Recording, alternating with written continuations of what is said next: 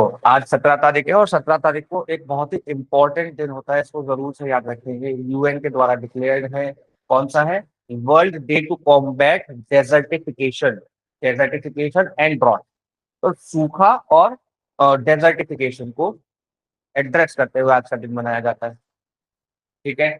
2026 की थीम क्या है? रेनलैंड्स रिकॉग्नाइज, रेस्पेक्ट, रेस्टोर। रेनलैंड यानी कि जो वेस्ट लैंड होती है जिसके ऊपर कोई कल्टीवेशन नहीं हो रहा है उसको बोलते हैं रेनलैंड। ठीक है। और कीनिया इस बार होस्ट कर रहा है। और यूएनसीसीडी के अंतर्गत ये क्या होता है? यूएनसीसीडी क्या है? United Nation convention on, convention to combat desertification. ठीक है। United United Nations convention to combat desertification. हम लोगों ने तीन तरह के वो पढ़े हुए हैं, जो रियो समिट के अंदर तीन तरह के कॉन्फ्रेंसेज हुए, कन्वेंशन हुए, तीन कन्वेंशन हुए रियो के अंदर, यानी कि जो अर्थ समिट थी। हाँ जी, रह गया कुछ? देखिए। ठीक है। तो रियो के अंदर जो तीन तरह के कन्वेंशन हुई है उसमें से एक है यूएनसीसीडी। यूएनसीसीडी यानी कि United Nation convention to combat desertification. एक है यूएनएफसीसीसी, आप लोगों को पता ही है, United Nation framework convention on climate change. और तीसरा है सीबीडी। सीबीडी है कन्वेंशन ऑन बायोडाइवर्सिटी। ये भी हम लोग कई बार पढ़ चुके हैं। ठीक है। तीनों ही इंपॉर्टेंट है, तीनों याद रखेंगे, रियो से रिलेटेड है। और आगे चलते हैं। देखो इसी से रिलेटेड ये टॉपिक है। क्या कह रहा है ये टॉपिक? कह रहा है कि इंडिया के अंदर जो है इस बार 35% मॉनसून डेफिसिट रहेगा, रेन डेफिसिट रहेगा इंडिया। कितना? 35% रेन डेफिसिट। 35% रेन डेफिसिट बहुत ज्यादा होता है, यानी कि 75% ऑफ द नॉर्मल रेन होने वाली है इस बार। ठीक है। देखो क्या कह रहे हैं, India's monsoon had stalled and the rainfall deficit reach 35%। Central India was worst affected with around 61% deficit. यानी मॉनसून आ रहा था और आते आते रुक गया। हम लोगों ने शुरुआत में देखा था कि अर्ली मॉनसून इंडिया के अंदर एंटर किया, अर्ली मॉनसून केरला से एंटर किया, लेकिन अब क्या हुआ है कि वो सेंट्रल इंडिया आने से पहले ही रुक गया, स्टॉल्ड हो गया। क्या कह रहे हैं? इंडियाज मॉनसून हैड स्टॉल्ड, यानी कि अच्छा सबसे पहले समझते हैं मॉनसून होता क्या। मॉनसून क्या होता है? मॉनसून विंड्स है जो कि रिवर्स हो जाती है सर्दियों में और गर्मियों में, दोनों इनका डायरेक्शन चेंज हो जाता है। डायरेक्शन कैसे चेंज हो जाता है? गर्मियों में जब जमीन गर्म होती है, जमीन ज्यादा जल्दी गर्म हो जाती है और पानी इतनी जल्दी गर्म नहीं होता है ना। जी गुड इवनिंग लड़की। तो हम लोग पढ़ रहे हैं कि इंडिया के अंदर जो इस बार मॉनसून रहेगा वो कमजोर रहेगा। ठीक है। Good evening sir. Good evening. तो मॉनसून क्या है? रिवर्सल ऑफ विंड्स है। यानी कि अगर हम इंडिया को देखें तो ये हमारा सदर्न कोस्टल लाइन है ना। फिर इधर बंगाल है, इधर गुजरात आ जाता है हमारा, और इधर फिर कश्मीर। बहुत ही खराब ये बना है मैप, लेकिन हमें समझने के लिए ठीक है। क्या होता है? इधर केरला है ना। तो केरला से मॉनसून एंटर करता है, केरला से सर मॉनसून एंटर। हाँ जी। सर ये मॉनसून जो ये अभी आया ये तो मॉनसून थोड़ी था, ये तो सर वेस्टर्न डिस्टरबेंस की वजह से हुआ था। हाँ नॉर्दर्न, ये आपने बिल्कुल सही पॉइंट उठाया कि नॉर्दर्न इंडिया में हमारी तरफ जो बारिश हो रही है अभी, वो हो रही है वेस्टर्न डिस्टर्बेंस की वजह से। बात बिल्कुल सही है। लेकिन साउथ इंडिया में मॉनसून आ चुका है। साउथ इंडिया में जो बारिश हो रही है, केरला में, गोवा में, उधर साइड जो बारिश हो रही है वो किसकी वजह से हो रही है? मॉनसून की वजह से हो रही है। तो दोनों जगहों पर बारिश होने का कारण अलग अलग है। इधर वाली विंड जो है और इधर वाली विंड जो है, ये नॉर्थ इंडिया में फ्रंट बना रही है, इसलिए नॉर्थ इंडिया में बारिश हो रही है। और ये फ्रंट बहुत बड़ा है। शुरुआत में तो पाकिस्तान अफगानिस्तान तक फैला हुआ था ये फ्रंट, काफी बड़ा फ्रंट है। ठीक है। लेकिन हम लोग क्या देखना है, अभी हम लोग मानसून समझने की कोशिश कर रहे हैं कि मानसून होता क्या है। जब जून में मई जून में जमीन गर्म होने लगती है, तो कहीं पर अगर गर्मी ज्यादा होगी तो वहां पर क्या होगा? हाई प्रेशर बेल्ट होगी या लो प्रेशर बेल्ट होगी? जहां गर्मी ज्यादा होगी, अगर जमीन गर्म ज्यादा है, तो लो प्रेशर बेल्ट बनेगी या हाई प्रेशर बेल्ट बनेगी? जल्दी बताओ। Low pressure. Low pressure. तो सिंपल है, बताओ यार। देखो सिंपल अपने दिमाग में रखो। सिंपल मैकेनिज्म क्या है? सिंपल फिजिक्स है ये, जो आपने बिल्कुल बेसिक पढ़ी होगी स्कूल के अंदर। जब कोई चीज गर्म होती है तो एक्सपैंड होती है ना। एक्सपेंड होती है मतलब मान लो ये मॉलिक्यूल्स है हवा के, ठीक है। अब हमने इनको गर्म कर दिया, तो गर्म करने पे क्या होगा, ये मॉलिक्यूल्स दूर दूर हो जाएंगे, एक्सपेंड हो जाएगी चीज, दूर दूर हो जाएंगे मॉलिक्यूल्स। और जब मॉलिक्यूल दूर दूर हो जाएंगे तो वो उसकी जो डेंसिटी है वो कम होगी या ज्यादा होगी, कम हो जाएगी ना डेंसिटी। और डेंसिटी कम हो जाएगी तो वो चीज हल्की हो जाएगी, हल्की होगी तो ऊपर की तरफ उठेगी। अब ऊपर की तरफ उठेगी तो जगह खाली हो जाएगी। और यहाँ पर अगर हवा ने जगह खाली कर दी तो क्या होगा, क्योंकि समुद्र का पानी, अरेबियन सी का पानी इतनी जल्दी गर्म नहीं हुआ जितनी जल्दी जमीन गर्म हो गई। तो क्या होगा, यहाँ पे हाई प्रेशर बेल्ट बनेगी। और ये हाई प्रेशर बेल्ट क्या बनेगी, दबाव बनेगा ना। जब हम किसी चीज को दबाएंगे, प्रेशर क्या है, हम किसी चीज के ऊपर दबाव बना रहे हैं।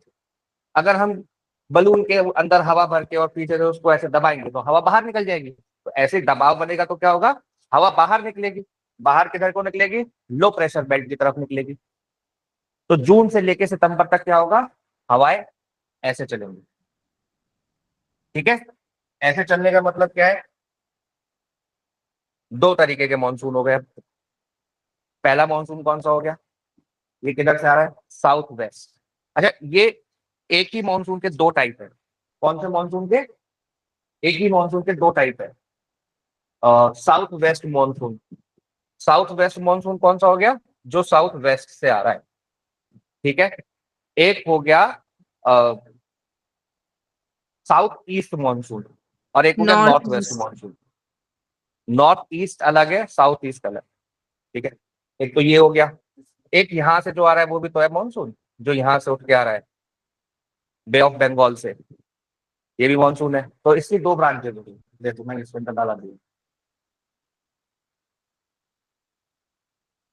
साउथ वेस्ट मानसून के दो ब्रांचेस हैं, अरेबियन सी वाला और जो केरला से आता है, और नॉर्थ ईस्ट वाला जो है, नॉर्थ ईस्ट वाला बे ऑफ बंगाल से आता है, जो आसाम के साइड से आएगा, मेघालय, पहले नॉर्थ ईस्टर्न स्टेट्स में आएगा, फिर वहां पे क्योंकि हिमालयाज आ जाते हैं तो हवा ऊपर यानी कि चाइना की तरफ नहीं जा पाती, नॉर्थवर्ड मूवमेंट नहीं कर पाती, तो बेंड हो जाती है किधर, बंगाल, बिहार, झारखंड, उड़ीसा, छत्तीसगढ़, यूपी, फिर हरियाणा, दिल्ली, इस साइड में, ठीक है।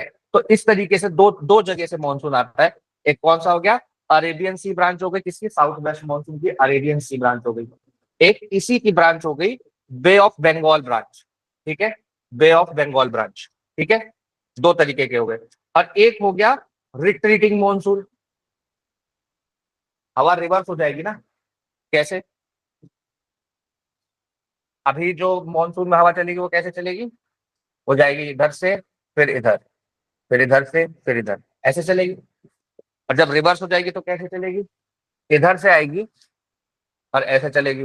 तो इस वाले एरिया में, क्योंकि ये जब इधर से आ रही है तो ये कैसी है, कोल्ड है और ड्राई है। लेकिन जैसे ही ये बे ऑफ बंगाल में पहुंचेगी तो ये क्या करेगी, यहाँ से मॉइस्चर को अपने साथ लेके फिर तमिलनाडु साइड से घुसेगी। और यहाँ पर तमिलनाडु में होगी रिट्रीटिंग मानसून की वजह से बारिश, ठीक है। रिट्रीटिंग मानसून की वजह से बारिश होगी। कहाँ कहाँ होती है रिट्रीटिंग मानसून से, तमिलनाडु, साउथ आंध्र प्रदेश, पुडुचेरी और थोड़े बहुत केरला के पार्ट्स में रिट्रीटिंग मानसून से बारिश होती है, ठीक है। तमिलनाडु बेसिकली याद रखेंगे क्योंकि वो सबसे ज्यादा इंपॉर्टेंट है रिट्रीटिंग मानसून को लेकर। सबसे ज्यादा रिट्रीटिंग मानसून से बारिश तमिलनाडु के अंदर होती है। और तमिलनाडु की भी मोस्ट ऑफ द बारिश किससे होती है, रिट्रीटिंग मानसून की वजह से होती है, सर्दियों में होती है। हमारे यहाँ मतलब नॉर्थ इंडिया में, नॉर्दर्न ग्रेट प्लेन्स में कब होती है, गर्मियों में, तो जून से सितंबर, ठीक है। यानी कि साउथ वेस्ट मानसून और नॉर्थ ईस्ट मानसून। और ये कौन सा मानसून है, ये नॉर्थ ईस्ट मानसून है, नॉर्थ ईस्ट मानसून बोलेंगे इसको, क्योंकि नॉर्थ और ईस्ट की तरफ से आ रहा है, ठीक है। अब इस साल सब कह रहे हैं कि अल नीनो है, साहब सुपर अल नीनो है। अल नीनो हम लोग कई बार समझ चुके हैं, लेकिन फिर से मैं आप लोगों को बता देता हूँ। लकी जी कुछ जानते हैं अल नीनो के बारे में, यस सर। क्या होता है El Nino. Sir due to El Nino हमारे जो देश में है वो गर्मी इफेक्ट करता है एल नीनो की वजह से। मैं उसका इफेक्ट नहीं पूछ रहा हूँ, मैं पूछ रहा हूँ अल नीनो होता क्या है। सर एल नीनो में ये होता है कि जो हमारा ओशियन है वो इवेपोरेट होता है और मतलब एक स्पेसिफिक टाइम में पीरियड में वो इवेपोरेट होके ऊपर जब दोबारा बादल बनता है तो उससे वो monsoon area sorry monsoon climate बनता है। उसकी वजह से ही हमारे यहाँ पे बारिश होती है, मतलब ऑल यानी ओवर अल नीनो इंडिया की में। वजह से बारिश अच्छी होती है। Yes sir. ऐसा कुछ नहीं बता, ये बिल्कुल आपने उल्टा बताया मेरे को। ठीक है, फिर से एक बात समझ लेते हैं, अल नीनो और ला नीना क्या है। ठीक है, मैथ पे समझेंगे, आसान रहता है, बहुत आसान सा कंसेप्ट है। ठीक है, और ये आपकी गलती नहीं, स्कूल में पता नहीं किस तरीके से अल नीनो ला नीना मानसून पढ़ाया जाता है। मुझे भी स्कूल में कभी समझ नहीं आया, फिर जब मैंने तैयारी शुरू करी ना, मुझे भी तभी समझ में आया था।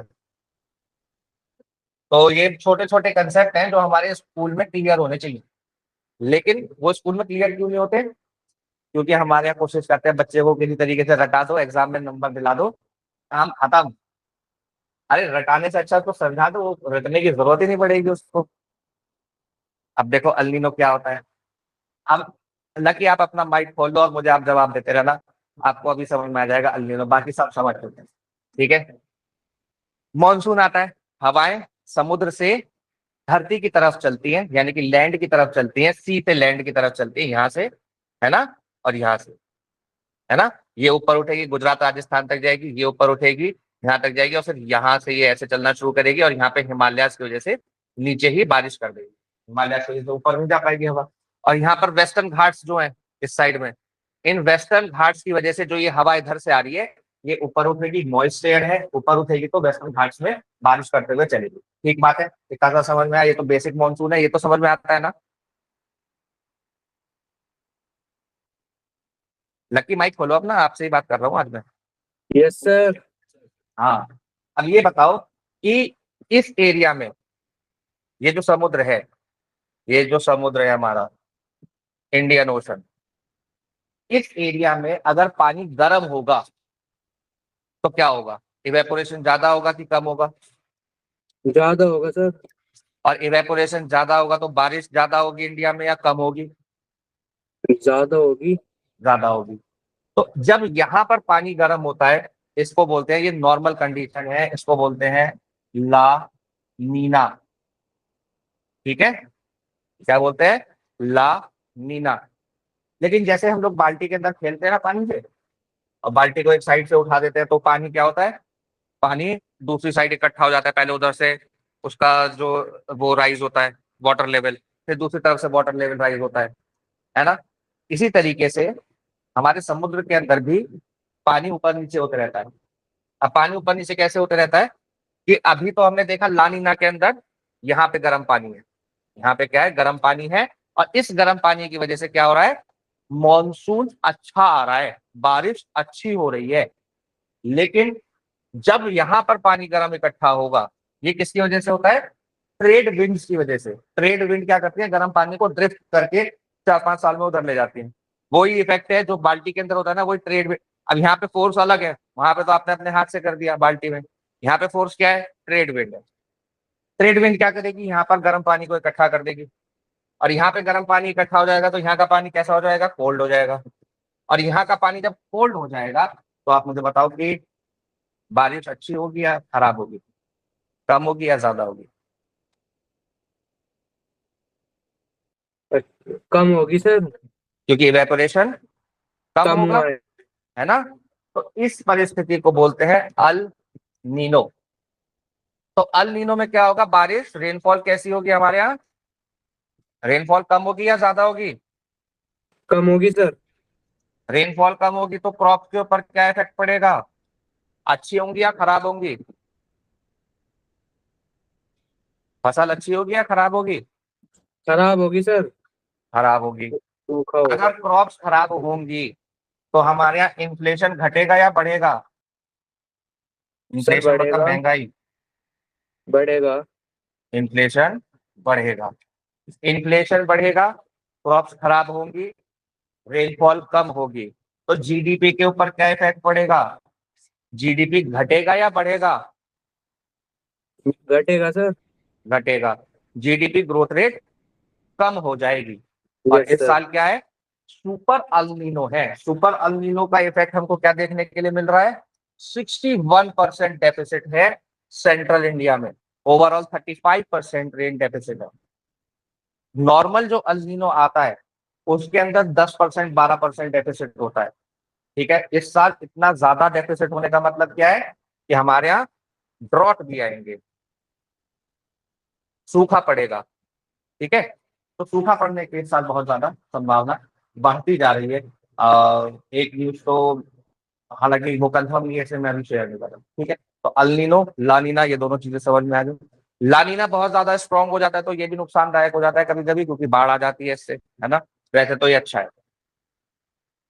ये मैंने कुछ क्वेश्चंस निकाले हैं जो कॉमनली एग्जाम में पूछे जाते हैं अल्नीनो लानीना मॉनसून से। कह रहा है कि El Nino is related to abnormal warming of which ocean. बताओ, अल्नीनो में इंडियन ओशन वार्म हो जाएगा? हाँ बताओ, आदित्य जी। ABCD। सी।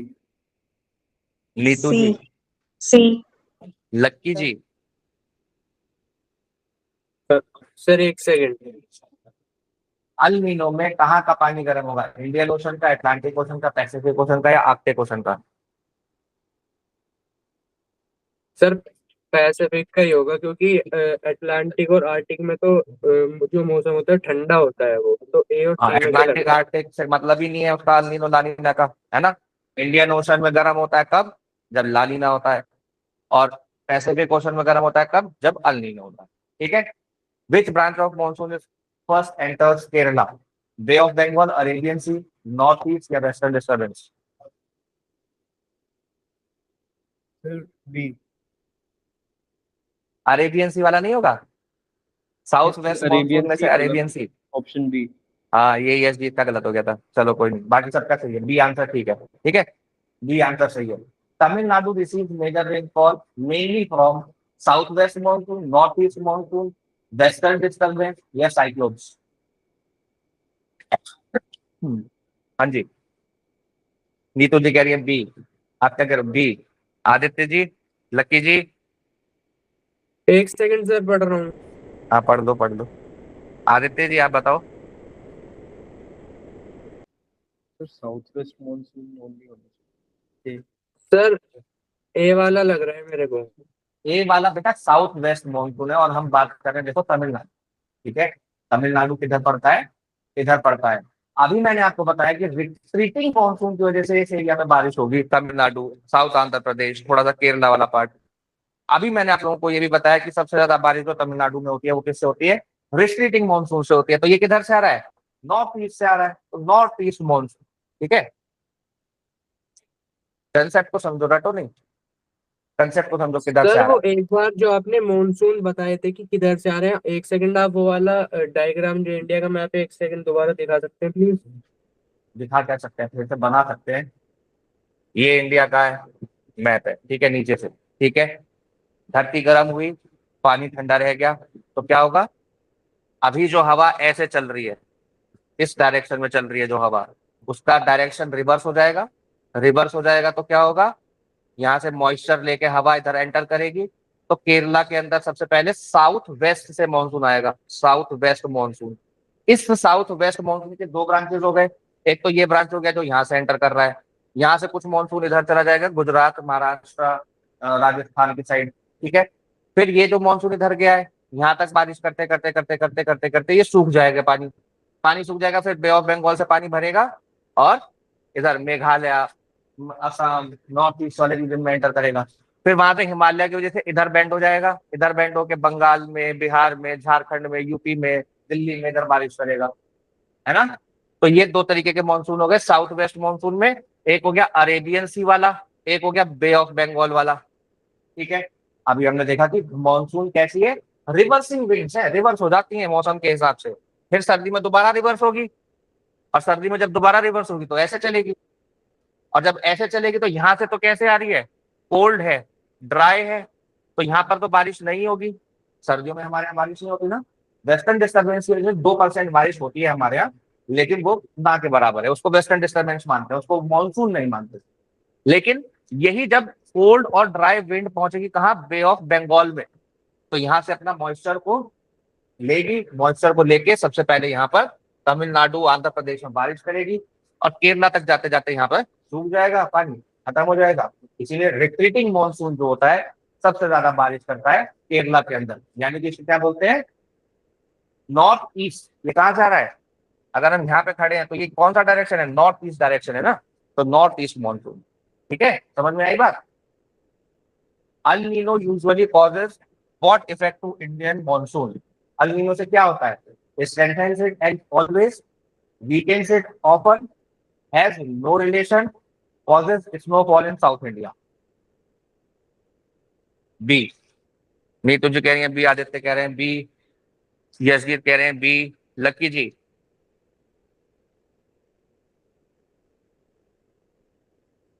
जी लकी। एक मिनट।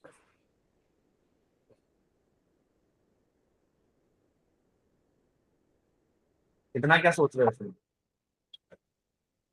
अल नीनो क्या करेगा, एल नीनो की वजह से सर मॉनसून आता है, बारिश होती है। अल नीनो की वजह से बारिश कम होती है बेटा, फिर से समझो, नहीं समझ में आ रहा आपको। अल नीनो में क्या हो रहा है, पैसिफिक ओशन का पानी गर्म हो जा रहा है, ला नीना में इंडियन ओशन का पानी गर्म हो रहा है। पैसिफिक ओशन का पानी गर्म होगा तो वहां बारिश होगी, पेरू में, कोलंबिया में, इधर चिली में, बोलीविया में, इधर बारिश होगी ना, क्योंकि यहाँ का पानी गर्म है, यहाँ का पानी गर्म है तो इधर बारिश होगी। जब यहाँ का पानी गर्म होगा तो यहाँ बारिश होगी। यहाँ का पानी गर्म होता है उसको क्या बोलते हैं, ला नीना। सीधे सीधे सब छोड़ दो, सीधे ये याद रखो, सिर्फ बारिश को लाना है तो बोलना पड़ेगा ला नीना, नीना लेके आएगी बारिश। ठीक है, और अगर आप बोलोगे नो तो बारिश नहीं होगी, अल नी नो, नो बारिश। ठीक है, नो से नो बारिश, और नीना क्या लाएगी, बारिश लाएगी, इसलिए ला नीना में बारिश होगी, अल नीनो में बारिश नहीं होगी। बाकी सारी चीजें आपको अपने आप ऑटोमेटिकली, कंसेप्ट अगर क्लियर है तो याद आती चली जाएंगी कि बारिश ज्यादा होगी फसल अच्छी होगी, फसल अच्छी होगी तो जीडीपी को सपोर्ट मिलेगा, जीडीपी को सपोर्ट मिलेगा, और उसके साथ साथ हमारी जो फूड सिक्योरिटी है उसको सपोर्ट मिलेगा। फूड सिक्योरिटी के अलावा जो सरकार पीडीएस सिस्टम चलाती है उसमें भी आसानी होगी सरकार को, क्योंकि फूड ग्रेन एक्स्ट्रा होंगे हमारे पास। समझ में आया लक्की, समझ में आई ये बात। Yes sir. ठीक है, बस इतना सा याद रखो, क्या याद रखोगे आज, अल नी नो, नो बारिश, ला यस नीना, नीना बारिश लेके आ जा। ठीक है, तो नीना बारिश लेके आएगी।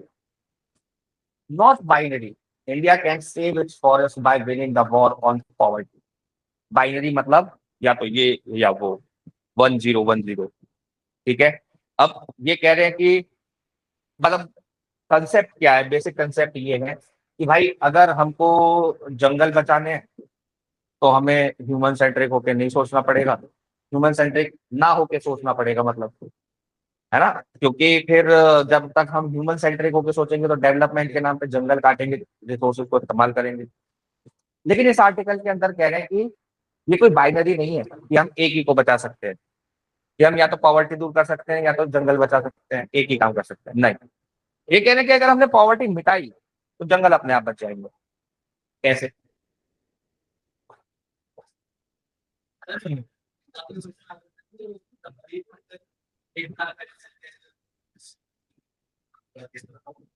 कौन सा जंगल, हसदेव, लास्ट ईयर की न्यूज है, हाँ इंपॉर्टेंट है। अगर न्यूज में आएगी, कभी आई जाएगी, कभी ना कभी न्यूज में कोई ना कोई आर्टिकल लिखेगा तो उसको डिस्कस कर लेंगे, है ना। हसदेव के जंगल काट दिए थे पिछले साल। इसके अलावा अरावली भी इम्पोर्टेंट है, और इस बार सबसे ज्यादा इम्पोर्टेंट रहेगा ग्रेट निकोबार। ठीक है, बाकी हसदेव भी इम्पोर्टेंट है, मैं नहीं कह रहा इम्पोर्टेंट नहीं है, नहीं पूछेंगे तो फिर पूछ सकते हैं। ठीक है, तो आर्टिकल क्या कह रहा है, कह रहा है कि भाई अगर गरीबी रही, जितनी गरीबी रहेगी उतना ज्यादा व्यक्ति जंगलों पर निर्भर करेगा लकड़ियों के लिए। अगर उसको फ्यूल जलाना है तो क्या करना पड़ेगा, लकड़ी काट के लानी पड़ेगी, और भी रिसोर्सेज उसको जंगल के इस्तेमाल करने पड़ेंगे, जिससे ह्यूमन वाइल्ड लाइफ एक अलग कंसेप्ट है, ये इसमें नहीं डिस्कस किया हुआ, लेकिन एक अलग कंसेप्ट ये भी है कि ह्यूमन वाइल्ड लाइफ कंफ्लिक्ट भी बढ़ेगा, क्योंकि जंगल में लकड़ी काटने जा रहे हैं, कुछ काटने जा रहे हैं, रिसोर्सेज वहां से इकट्ठा करने जा रहे हैं, तो वहां पर क्या ह्यूमन वाइल्ड लाइफ कंफ्लिक्ट भी बढ़ता है। ठीक है, तो ये क्या कह रहे हैं, a poor person does not destroy forest because he hates nature. वो इससे नहीं डिस्ट्रॉय कर रहा क्योंकि वो नफरत करता है नेचर से, लेकिन उसकी मजबूरी है, he depends on forest because he has fewer livelihood choices, उसके पास लिवलीहुड चॉइसेस बहुत कम है। अब क्या कह रहे हैं, ट्रेडिशनली हम लोग क्या सोचते हैं, या तो प्रोटेक्ट नेचर, या तो नेचर को बचा लो, या ह्यूमन नीड्स को बचा लो। लेकिन यहाँ क्या कह रहे हैं, आप लोग जानते ही हैं कि गरीबी किस तरीके से जंगल को इफेक्ट करती है, कैसे करती है, कि फ्यूल वूड के लिए वो डिपेंड करते हैं, जानवरों के चारे के लिए, फॉडर के लिए। चारा कहाँ से काट के लाते हैं, जंगल से काट के लाते हैं। गांव में ज्यादातर लोग क्या करते हैं, आसपास के जंगलों में जाते हैं, वहां से चारा काट के लाते हैं। माइनर फॉरेस्ट प्रोडक्ट्स यूज करते हैं, बेचते हैं, जैसे बम्बू हो गया, बम्बू से कुछ ना कुछ हैंडीक्राफ्ट बना के बेच रहे हैं, या बहुत सारे और भी चीजें हैं, जड़ी बूटियां हैं, और बहुत सारी चीजें जंगलों के अंदर मिलती हैं। ग्रेजिंग के लिए, जानवर चराने के लिए जंगल में जाते हैं। फूड एंड मेडिसिनल प्लांट्स, मैंने आपको बताया, small income from forest products. तो ये सारी चीजों के लिए कहाँ डिपेंड हो गए, फॉरेस्ट के ऊपर डिपेंड हो गए, कौन, गरीब आदमी। अब ये कह रहे हैं but poverty is not a villain, poverty कोई विलन नहीं है। कह रहे हैं कि पॉवर्टी को खत्म करके, कह रहे हैं the article does not say poor people are responsible for the destruction, it says poverty forces people to depend because they lack alternative, उनके पास कोई ऑल्टरनेटिव नहीं होता, इसीलिए वो उसके ऊपर डिपेंड करते हैं। अब भारत सरकार की कुछ योजनाएं हैं इसी डिपेंडेंस को कम करने के लिए, जैसे प्रधानमंत्री उज्ज्वला योजना। उज्ज्वला योजना मिलेगी यानी कि फ्री सिलेंडर मिलेगा, तो क्या वो लोग जंगल में लकड़ी काटने नहीं जाएंगे, या कम हो जाएगा जंगल से लकड़ी काटना। तो सबसे पहले होगी उज्ज्वला योजना। एक ज्वाइंट फॉरेस्ट मैनेजमेंट है। ज्वाइंट फॉरेस्ट मैनेजमेंट क्या करता है, local communities and forest department jointly protect forest and share benefits.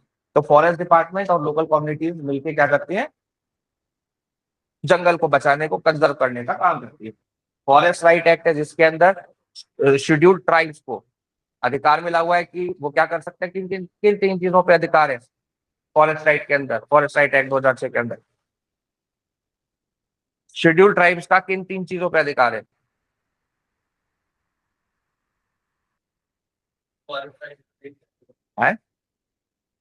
Forest right, forest right act के अंदर, जल्दी बताओ नीतू जी।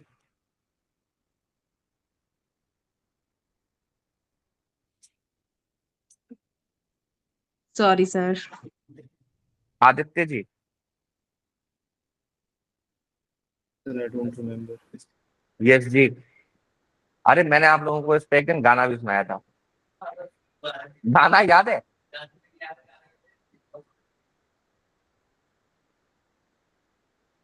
थ्री डेज है। सर हाँ, याद सर आया। अगर देखा जाए तो मोस्टली जंगल ही होगा, क्योंकि उधर से ही वो लोग सारी अपने रिसोर्सेज ले रहे हैं।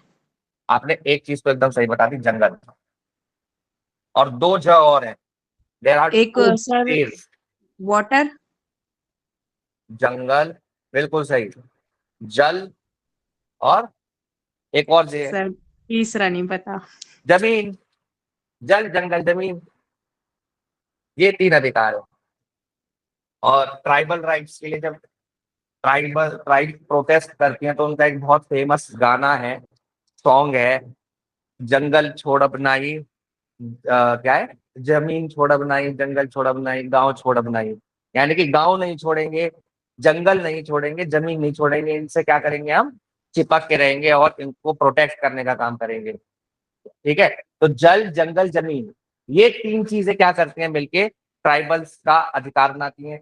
और इन तीनों चीजों के ऊपर अगर कोई डिसीजन ले सकता है, सेंट्रल गवर्नमेंट या स्टेट गवर्नमेंट को अगर डिसीजन लेना है तो ग्राम सभा से परमिशन लेनी पड़ेगी।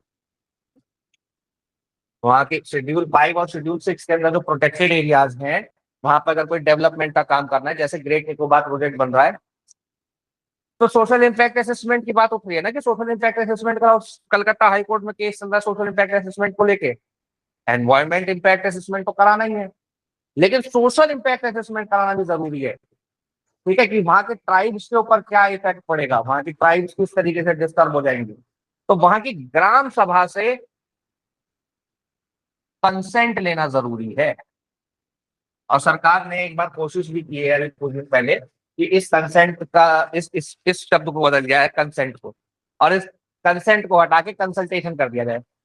तो कंसल्टेशन हो जाएगा तो फिर सिर्फ कंसल्ट करना पड़ेगा, फिर चाहे ग्राम सभा हाँ करे ना करे, वो अपना काम कर देंगे। कंसल्ट तो कर लिया, उन्होंने मना कर दिया, लेकिन हमने काम कर लिया। एक एक कैंपा फंड्स है, उसके अलावा ग्रीन इंडिया मिशन है, इको टूरिज्म है। कैंपा फंड्स किस लिए यूज होते हैं? जिसे जहां पर डिफॉरेस्टेशन हो गया तो वहां पर कैंपा फंड्स को यूज करके एफॉरेस्टेशन किया जा सकता है। ठीक है। ग्रीन इंडिया मिशन है, ग्रीन इंडिया मिशन जो ग्रीन कवर है उसको बढ़ाने के लिए है। और इसके अलावा इको टूरिज्म के लिए इस साल का जो बजट है उसके अंदर बहुत ज्यादा बजट निकाला गया, अच्छा खासा अमाउंट एलोकेट किया गया है। इको ट्रेल्स डेवलप करने की बात है, इको ट्रेल्स के साथ साथ कल्चरल टूरिज्म को प्रमोट करने की बात है, कि जहां पर जैसे इकोलॉजी से जुड़े हुए जो जगहें हैं, लोग घूमने तो जाते हैं वहां पर, मतलब लोकल लोग घूमने जाते हैं, पिकनिक मनाते हैं, लेकिन जो विदेशी आ रहा है, बाहर से आ रहा है, उसके लिए वहां सुविधाएं नहीं है, इको ट्रेल्स नहीं है। तो प्रॉपर इको ट्रेल्स बनाई जाएंगी, वहां सुविधाएं क्रिएट की जाएंगी जिससे कि टूरिज्म को सपोर्ट मिले। ठीक है। एग्जाम्पल क्या करिए कि लद्दाख के अंदर जैसे ह्यूमन वाइल्ड लाइफ कंफ्लिक्ट को लेके यहाँ पर बात की गई है, किस चीज में, जैसे जो स्नो लेपर्ड्स हैं, जो लद्दाख के अंदर स्नो लेपर्ड्स पाए जाते हैं। ठीक है। तो उसको लेके उसको कंजर्वेशन कम्युनिटी बेस्ड होना चाहिए। ठीक है। कम्युनिटी को एलिमिनेट करके हम कंजर्वेशन करें तो वो गलत है। महाराष्ट्र के मैंग्रोव फॉरेस्ट है, तो वहां पर फिशरीज और एग्रीकल्चर को इम्प्रूव करने के लिए जो वहां पे काम किया गया है। ठीक है। तो दिक्कत क्या है, why wildlife corridors are important. Wildlife corridors की बात की गई इसके अंदर। वाइल्ड लाइफ कॉरिडोर किसको बोलते हैं? वाइल्ड लाइफ कॉरिडोर बोलते हैं, मान लो बहुत बड़ा जंगल है, अब उसके बीच में से एक रोड जा रही है, वो रोड क्या करेगी, जंगल के इधर वाले जानवरों को और इधर वाले जानवरों को कट ऑफ कर देगी। इधर वाले जानवर इधर जाने से डरेंगे, उधर वाले जानवर इधर आने से डरेंगे, तो उनका एरिया छोटा हो जाएगा। लेकिन वाइल्ड लाइफ कॉरिडोर क्या है कि ओवरहेड रोड निकाल दी जाए, फ्लाई ओवर निकाल दी जाए, जिससे कि नीचे से जानवर इजीली पास ऑन कर सकें, स्पेशली हाथी वगैरह हो गए, हिरन हो गए, टाइगर्स हो गए, तो इनको बड़ा एरिया चाहिए होता है। ठीक है।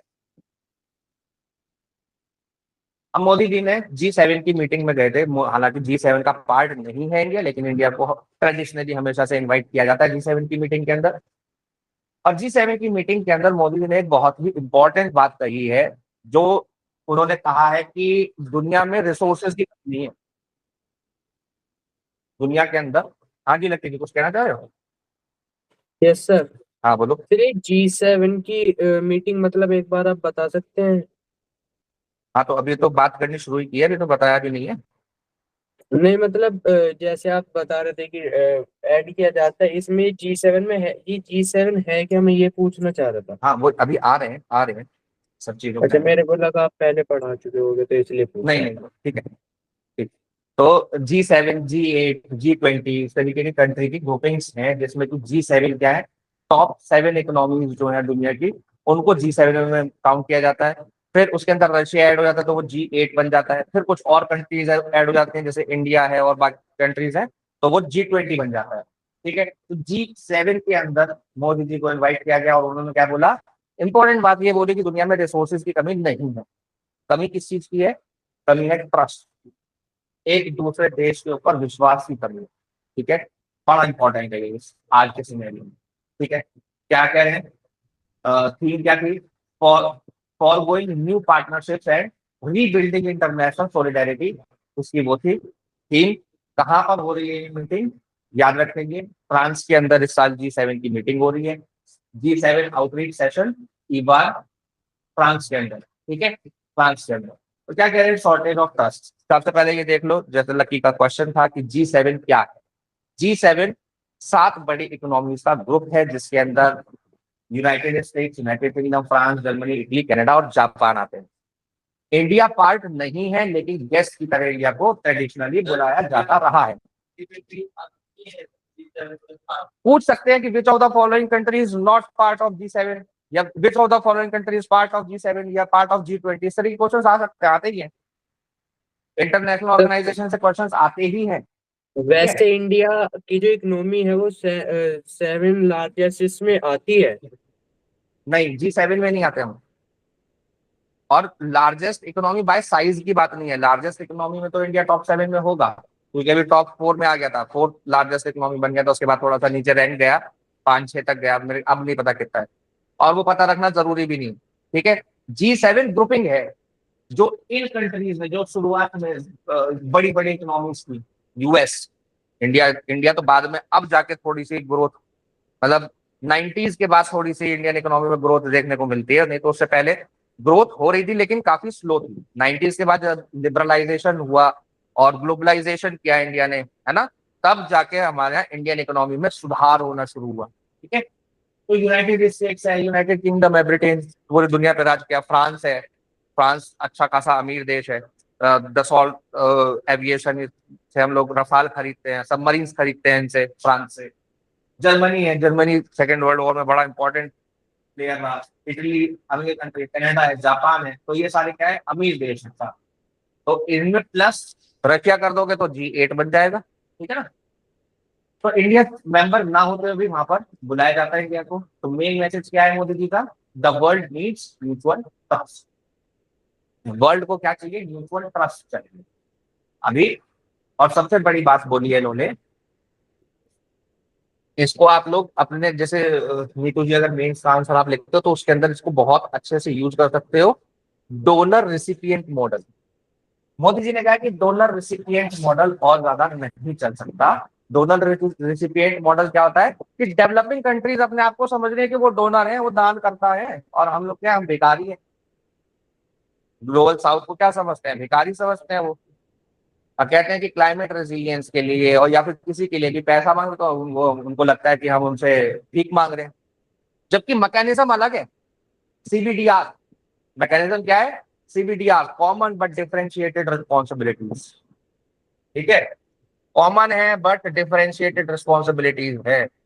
लकी आप इसको इस तरीके से समझो, सीबीडीआर को ये मैकेनिज्म है आपके घर में जो हलवा बना है उसका। मान लो आपकी दीदी हलवा खा गई, घर में मम्मी ने हलवा बनाया कढ़ाई भर के, ये रहा हलवा बहुत सारा, और आपकी दीदी खा गई हलवा। आप गए थे कोचिंग, स्कूल गए थे आप, पीछे से दीदी ने हलवा साफ कर दिया आधे से ज्यादा। अब शाम को जब आप थके मांदे घर पे पहुंचा, आपने देखा अरे हलवा रखा है, खाया जाए इसको, तो आपकी मम्मी ने कहा नहीं, हलवा थोड़ा सा ही बचा है, अब कोई हलवा नहीं खाएगा, कल मेहमान आएंगे उनके लिए रखा जाएगा ये। आपने कहा यार दीदी ने तो खा लिया हलवा, मुझे मिल नहीं रहा। तो यही हालत है दुनिया की। यानी कि डेवलप्ड कंट्रीज जो है, यूएस, यूके, फ्रांस, जर्मनी, जितने भी डेवलप्ड नेशंस हैं, इन्होंने डेवलपमेंट कर लिया क्या बेच के, क्या खराब करके, हमारा एनवायरनमेंट खराब करके, क्लाइमेट खराब करके, क्लाइमेट चेंज की तरफ हमको और तेजी से बढ़ा के। अब जब डेवलपिंग कंट्रीज की बारी आई, इंडिया, नेपाल, चाइना, पाकिस्तान, बांग्लादेश, गरीब देशों की बारी है कि हम भी डेवलपमेंट करें, हम भी इंडस्ट्रियलाइजेशन करें, तो कहते हैं नहीं साहब हलवा मत खाओ, क्या मत करो, इकोलॉजी को खराब मत करो, क्लाइमेट को खराब मत करो। तो हम कहते हैं ठीक है नहीं करेंगे, सीबीडीआर यानी कि कॉमन बट डिफरेंशिएटेड रिस्पॉन्सिबिलिटी। जो तुमने हलवा खाया उसका थोड़ा सा फायदा हमें भी दे दो। एक काम करो दीदी, आप एक काम करो, 10 रुपए दो, मैं जाके बाजार में चॉकलेट खा के आ जाऊंगा, मेरा काम हो जाएगा। तो यही काम डेवलपिंग कंट्रीज करती है, कहती है $300 बिलियन चाहिए हमको डेवलपमेंट करने के लिए और क्लाइमेट को बचा के रखने के लिए। डिफरेंशिएटेड रिस्पॉन्सिबिलिटीज ये सीओपी के अंदर आया ना, यूएनएफसीसीसी का फ्रेमवर्क है सीबीडीआर। ठीक है, ठीक है। तो ग्लोबल साउथ, अब global south wants partnership not charity. हमको दान नहीं चाहिए, हमको पार्टनरशिप चाहिए। अब ये सीबीडीआर देते समय 10 रुपए दीदी आपको देते समय कहेंगे ले भिखारी पकड़ 10 रुपए जा खा ले चॉकलेट, तो आप कहोगे ना, आपके आत्मसम्मान को ठेस लगेगी ना कि दीदी तुम भिखारी कह रही हो मेरे को, एक तो तुमने पूरा हलवा खा लिया, ऊपर से मुझे भिखारी कह रही हो, है ना। तो यही है मैकेनिज्म पूरा, और यही मैकेनिज्म मोदी जी ने वहां पर बोलने की काम कर रहे हैं। ठीक है, तो international law, dialogue, diplomacy essential for peace and stability, इन सब चीजों पे हमको चलना पड़ेगा। हम लोगों को भिखारी मत समझो, है ना, यही कह रहे हैं मोदी जी। ठीक है, मीनिंग ऑफ ट्रांसजेक्ट क्या हो गया, मिस यूजिंग ट्रेड रूल्स को जब मिस यूज करता है, कौन करता है मिस यूज, यूएस करता है मिस यूज। ये तुमने साहब ये कर दिया, हम तुम पे 10% टैरिफ, अच्छा ये कर दिया लो 50% टैरिफ, तो वो मिस यूज है ट्रेड रूल्स का। वेपनाइजिंग टेक्नोलॉजी, टेक्नोलॉजी को जो वेपनाइज कर रहे हैं, यानी कि क्रिटिकल मिनरल्स को क्या कर रहे हैं, वेपनाइज कर रहे हैं। क्रिटिकल मिनरल्स यानी कि वो जो चिप फैब्रिकेशन की टेक्नोलॉजी को क्या कर रहे हैं, वेपनाइज कर रहे हैं, उसको यूज कर रहे हैं वेपन की तरह, दूसरे देशों के अगेंस्ट, डेवलपिंग कंट्रीज के अगेंस्ट यूज किया जा रहा है उसको, कि तुमको अच्छी चिप तभी मिलेगी जब तुम हमारी बात मानोगे, यानी कि तुमको 10 रुपए तभी मिलेंगे चॉकलेट खाने के जब तुम पानी की बोतल फ्रिज में भर के रख दोगे, ठंडा पानी भी तो चाहिए गर्मी का मौसम में, है ना। इग्नोरिंग इंटरनेशनल लॉ को इग्नोर किया जाता है, जैसे कि यूएन चार्टर के आर्टिकल 51 को इग्नोर किया गया, नो एग्रेशन का नियम जो है, किसी के अगेंस्ट फोर्स का इस्तेमाल नहीं करेंगे, तो यूएस ने, इजराइल ने, दुनिया भर के देशों के खिलाफ फोर्स का इस्तेमाल किया। उधर रशिया यूक्रेन वॉर चल रहा है तो किसी ने तो फोर्स का इस्तेमाल पहले किया ही होगा, है ना, रशिया ने किया, है ना। हालांकि उसने, उसका कहना है कि आर्टिकल 4 के अंदर, आर्टिकल 4 क्लॉज 2 जो है यूएन चार्टर का, वो सेल्फ डिफेंस का मैकेनिज्म देता है, कि कहता है कि सेल्फ डिफेंस फोर्स का इस्तेमाल कर सकते हैं। तो रशिया का ये जस्टिफिकेशन है कि मैंने तो सेल्फ डिफेंस में यूज किया साहब, क्योंकि यूक्रेन जो है वो नाटो में शामिल होने जा रहा था, और नाटो एंटी है रशिया के, ठीक है, तो इसलिए हमने यूज किया फोर्स का। कंट्रोलिंग फाइनेंस इंस्टीट्यूशंस अनफेयरली, जो फाइनेंस इंस्टीट्यूशंस है उनको गलत, अनफेयरली, जो उनका साथ दे रहा है, पाकिस्तान भले कितना आतंकवाद फैला रहा हो, लेकिन वेस्टर्न कंट्रीज का साथ देता है, वेस्टर्न कंट्रीज का आंखों का तारा बना हुआ है आजकल, तो अभी उसने पीस डील भी कराई ना, तो वेस्टर्न कंट्रीज की आंखों का तारा बना हुआ है। वैसे भी वो आईएमएफ से और वर्ल्ड बैंक से तुरंत उसको लोन मिल जाता है, हम लोगों को धक्के खाने पड़ते हैं, दिखाना पड़ता है कि साहब हम वापस कर देंगे, हम ये करेंगे वो, उनको तो हथियार खरीदने के लिए मिल जाता है पैसा, हमको एनवायरमेंट बचाने के लिए भी नहीं मिल रहा है, ठीक है। तो यूजिंग सैंक्शन सिलेक्टिवली सैंक्शंस को यूज किया जा रहा है। सर ऐसा ये, क्यों है पर? हाँ जी, ऐसा क्यों है कि उसे इजीली लोन वगैरह मिल जाता है? क्योंकि वो पिट्ठू है ना यूएस का, चाइना का, इनका पिट्ठू है वो, जिस जो मौका परस्त इंटरनेशनल है, रिलेशन अच्छे बना रखे हैं।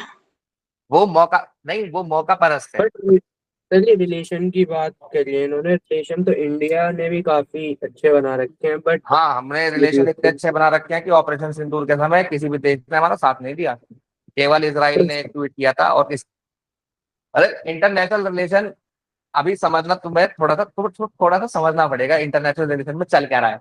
हम ऊपर ऊपर से देख के उसको जज नहीं कर सकते कि हमारे बहुत अच्छे रिलेशन है यूएस के साथ भी, चाइना के साथ भी, बहुत खराब सर है, अच्छा ही डंका तो नहीं। ऐसे बजाते हैं, हाँ, ये अपना डंका तो ऐसे बजाते हैं कि हमारे ऐसे अच्छे, इतने अच्छे रिलेशन है, वो है, बट जब भी उसके बाद भी कोई हेल्प नहीं।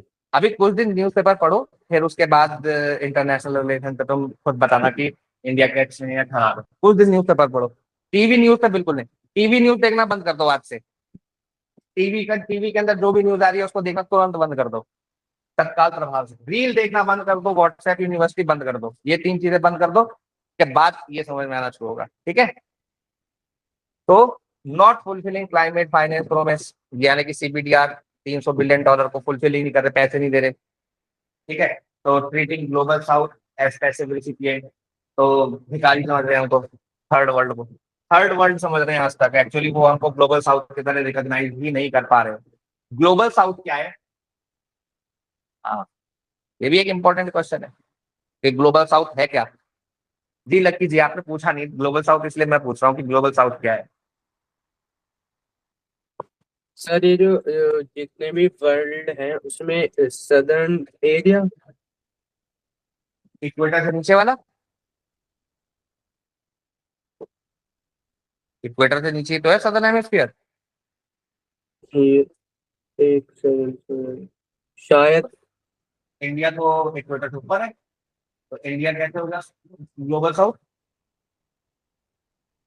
Chad, Sudan, Burkina Faso, Saudi Arabia, Africa. हाँ जी,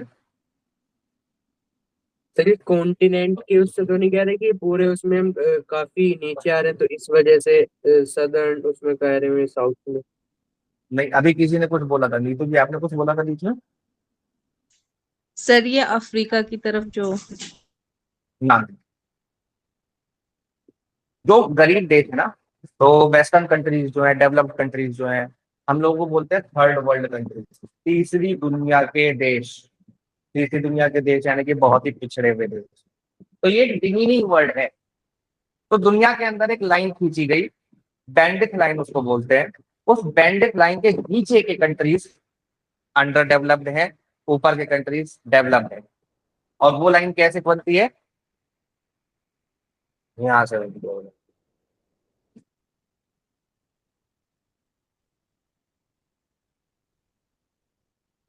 मंगोलिया भी उसमें आएगा, ठीक है, जापान नहीं आएगा।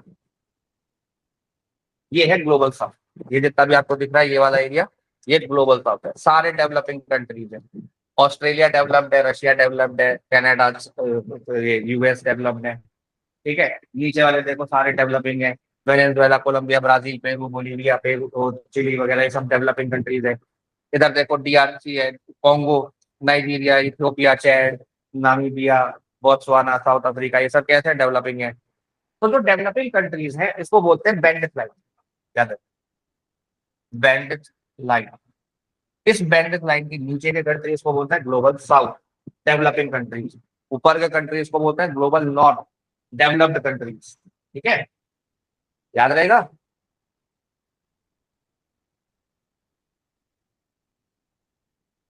अब देखो कनाडा चाहता है कि वो IORA का मेंबर बन जाए। मेंबर क्या, वो डायलॉग पार्टनर बनना चाहता है, ठीक है। Request to join IORA, Indian ocean rim association. तो Indian ocean rim association important association है, उसकी मीटिंग चल रही है अभी इंडिया के अंदर, ठीक है। तो IORA क्या है, इंडियन ओशन रिम एसोसिएशन। और इंडियन ओशन जो है हमारा, इंडियन ओशन जो है ये पूरा रिम बना रहा है ना, ऐसे करके रिम बना रहा है ना। तो इसके जो भी कंट्रीज पास पास में लग रहे हैं इंडियन ओशन रिम के, वो सारे countries Indian ocean rim association के पार्ट है। लगभग 23 देश इसके अंदर आते हैं। इसका हेडक्वार्टर याद रखेंगे मॉरिशियस इबीन के अंदर है। और इंडिया फाउंडिंग मेंबर है इसका। सेक्रेटरी जनरल इसका कौन है, संजीव रंजन, ठीक है, संजीव रंजन इसके सेक्रेटरी जनरल, ठीक है। कौन कौन से, इसके अलावा भी बहुत सारे कंट्रीज हैं जैसे इंडिया, ऑस्ट्रेलिया है, Indonesia, Bangladesh, Maldives, south Africa, UAE, Oman, Iran, Kenya वगैरह, ये सारे क्या है, मेंबर्स हैं। इसके अलावा डायलॉग पार्टनर्स भी हैं हमारे पास, USA है, UK है, रशिया है, जापान है, चाइना है, इटली है, साउथ कोरिया। इसके अलावा भी बहुत सारे क्या है, डायलॉग पार्टनर्स है। तो ये सारे नाम क्योंकि याद नहीं कर सकते इसलिए पूछे भी नहीं जाएंगे कि IORA के अंदर कौन कौन से मेंबर कंट्रीज हैं, कौन कौन से डायलॉग पार्टनर्स हैं। लेकिन लेटेस्ट पूछ सकता है, कनाडा ने क्या किया, रिक्वेस्ट किया, इसलिए कनाडा का नाम याद रखेंगे। इसके अलावा या क्या याद रखेंगे इसमें, इसका सेक्रेटेरिएट का है मॉरिशियस इबीन के अंदर है। और सेक्रेटरी जनरल, अगर मुश्किल क्वेश्चन बनाएगा तो सेक्रेटरी जनरल पूछ लेगा, सेक्रेटरी जनरल संजीव रंजन, ठीक है। बाकी मैरीटाइम सिक्योरिटी के लिए और एनर्जी सिक्योरिटी के लिए कनाडा हमारे लिए जरूरी है ही। इसीलिए इंडिया के लिए भी इम्पोर्टेंट है कि कनाडा डायलॉग पार्टनर बने।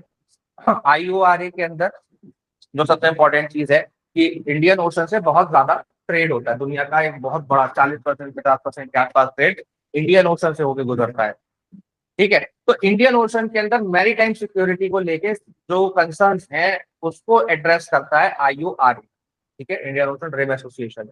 और इंडिया अपने आप को एसर्ट करता है कैसे, इंडियन ओशन का जो नेट सिक्योरिटी प्रोवाइडर की तरह।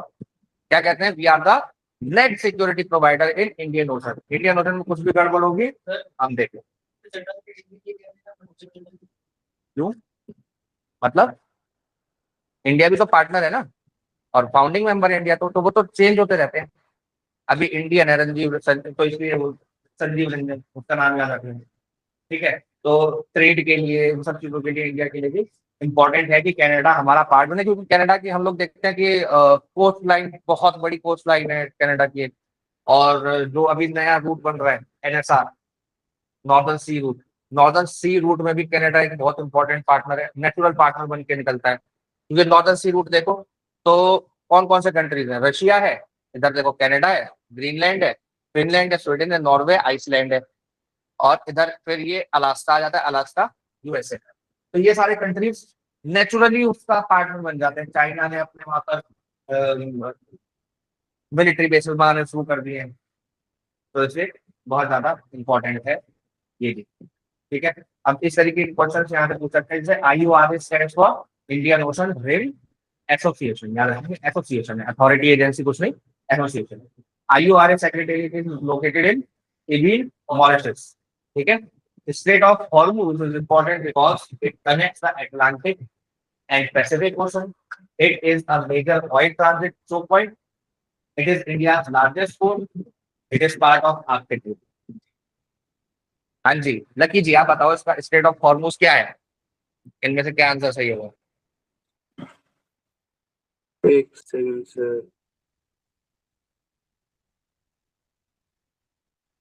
सर बी वाला है। बी वाला है, ठीक है। It is major oil transit choke point. कहाँ पर है स्ट्रेट ऑफ हॉर्मूज? कौन कौन सी दो वाटर बॉडीज को कनेक्ट करता है? ऑप्शंस दो।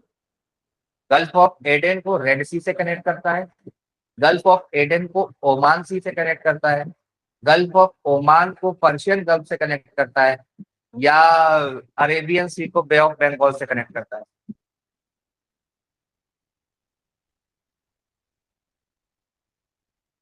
बताओ आप लोग, बताओ आप, लकी बताओ आप। एक सेकंड सर, थोड़ा कंफ्यूजन हो गया। स्ट्रेट ऑफ हॉर्मूज कहाँ पर है? ज्योग्राफिक लोकेशन बता सकते हो उसकी?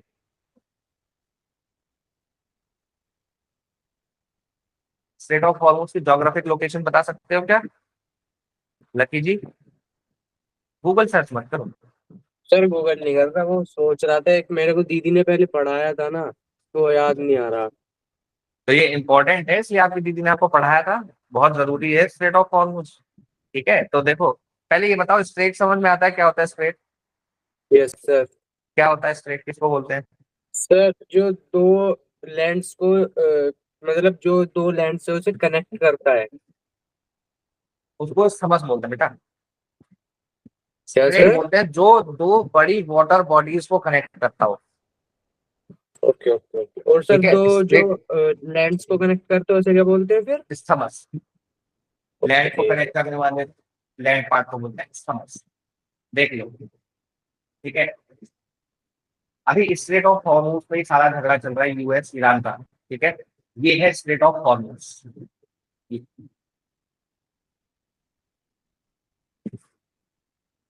ये है स्ट्रेट ऑफ हॉर्मूज।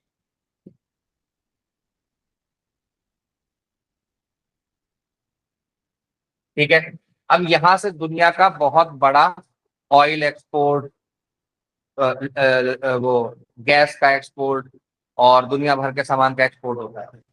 अगर इस रास्ते को बंद कर दिया जाए, जैसा कि बंद था अभी तक, अभी तो खुल गया है मेरे ख्याल से, है ना, अभी तक तो बंद था, तो दुनिया, अभी हमारे यहाँ पेट्रोल महंगा हो गया, डीजल महंगा हो गया, चीजें महंगी हो गई। वो क्यों हो गई? क्योंकि स्ट्रेट ऑफ हॉर्मूज बंद था, यहाँ से बहुत सारा सामान, सप्लाई कम हो गई, चीजें महंगी हो गई। सिंपल सा ज्योग्राफी का नियम है ना। तो पर्शियन गल्फ को गल्फ ऑफ ओमान से कनेक्ट करता है स्ट्रेट ऑफ हॉर्मूज। किन दो देशों के बीच में है? ईरान और ओमान। ईरान और ओमान के बीच में पड़ता है। ठीक है, अब देखो यहाँ से कितने सारे देश, कतर, बहरीन, यूएई और कुवैत, ईरान, इराक, ओमान और ये सऊदी अरेबिया, ये सब यहीं से ट्रेड का क्या करते हैं, एक्सपोर्ट करते हैं। और यहीं पर है, याद रखेंगे, यहाँ पर कौन सा आइलैंड है? हार्क आइलैंड, बहुत इंपॉर्टेंट है हार्क आइलैंड। इस हार्क आइलैंड से ही ईरान का 90% ऑयल एक्सपोर्ट होता है, हार्क आइलैंड पे आता है फिर एक्सपोर्ट होता है। ठीक है, तो ये दो जोग्राफिकल लोकेशन याद रख पाओगे, straight of Hormuz, hark island. ठीक है, इंपॉर्टेंट है। आ जाते हैं वापस। ब्लू इकोनॉमी किसको बोलेंगे? Economy based on minerals, water resources, river economy या डिफेंस प्रोडक्शन। हाँ, आप लोग बताओ, Aditya, Neetu, Lucky. B. B, B answer सही है, इजी सा है, ब्लू इकोनॉमी। ठीक है, एक ये एक्सरसाइज का नाम याद रखिए, कई बार एग्जाम में एक्सरसाइज डायरेक्टली पूछ ली जाती है कि ये वाली एक्सरसाइज इंडिया की किस देश के साथ? तो pitch black, pitch black exercise होती है ऑस्ट्रेलिया के साथ। इंडिया और ऑस्ट्रेलिया क्यों बोलते हैं इसको पिच ब्लैक? क्योंकि ये रात के अंधेरे में फाइटर जेट से लड़ने के तहत। ठीक है, बाकी देखो ऑस्ट्रेलिया के साथ ऑस इंडेक्स, ऑस्ट्रा-हिंद, ये दोनों तो याद रही जाएंगे।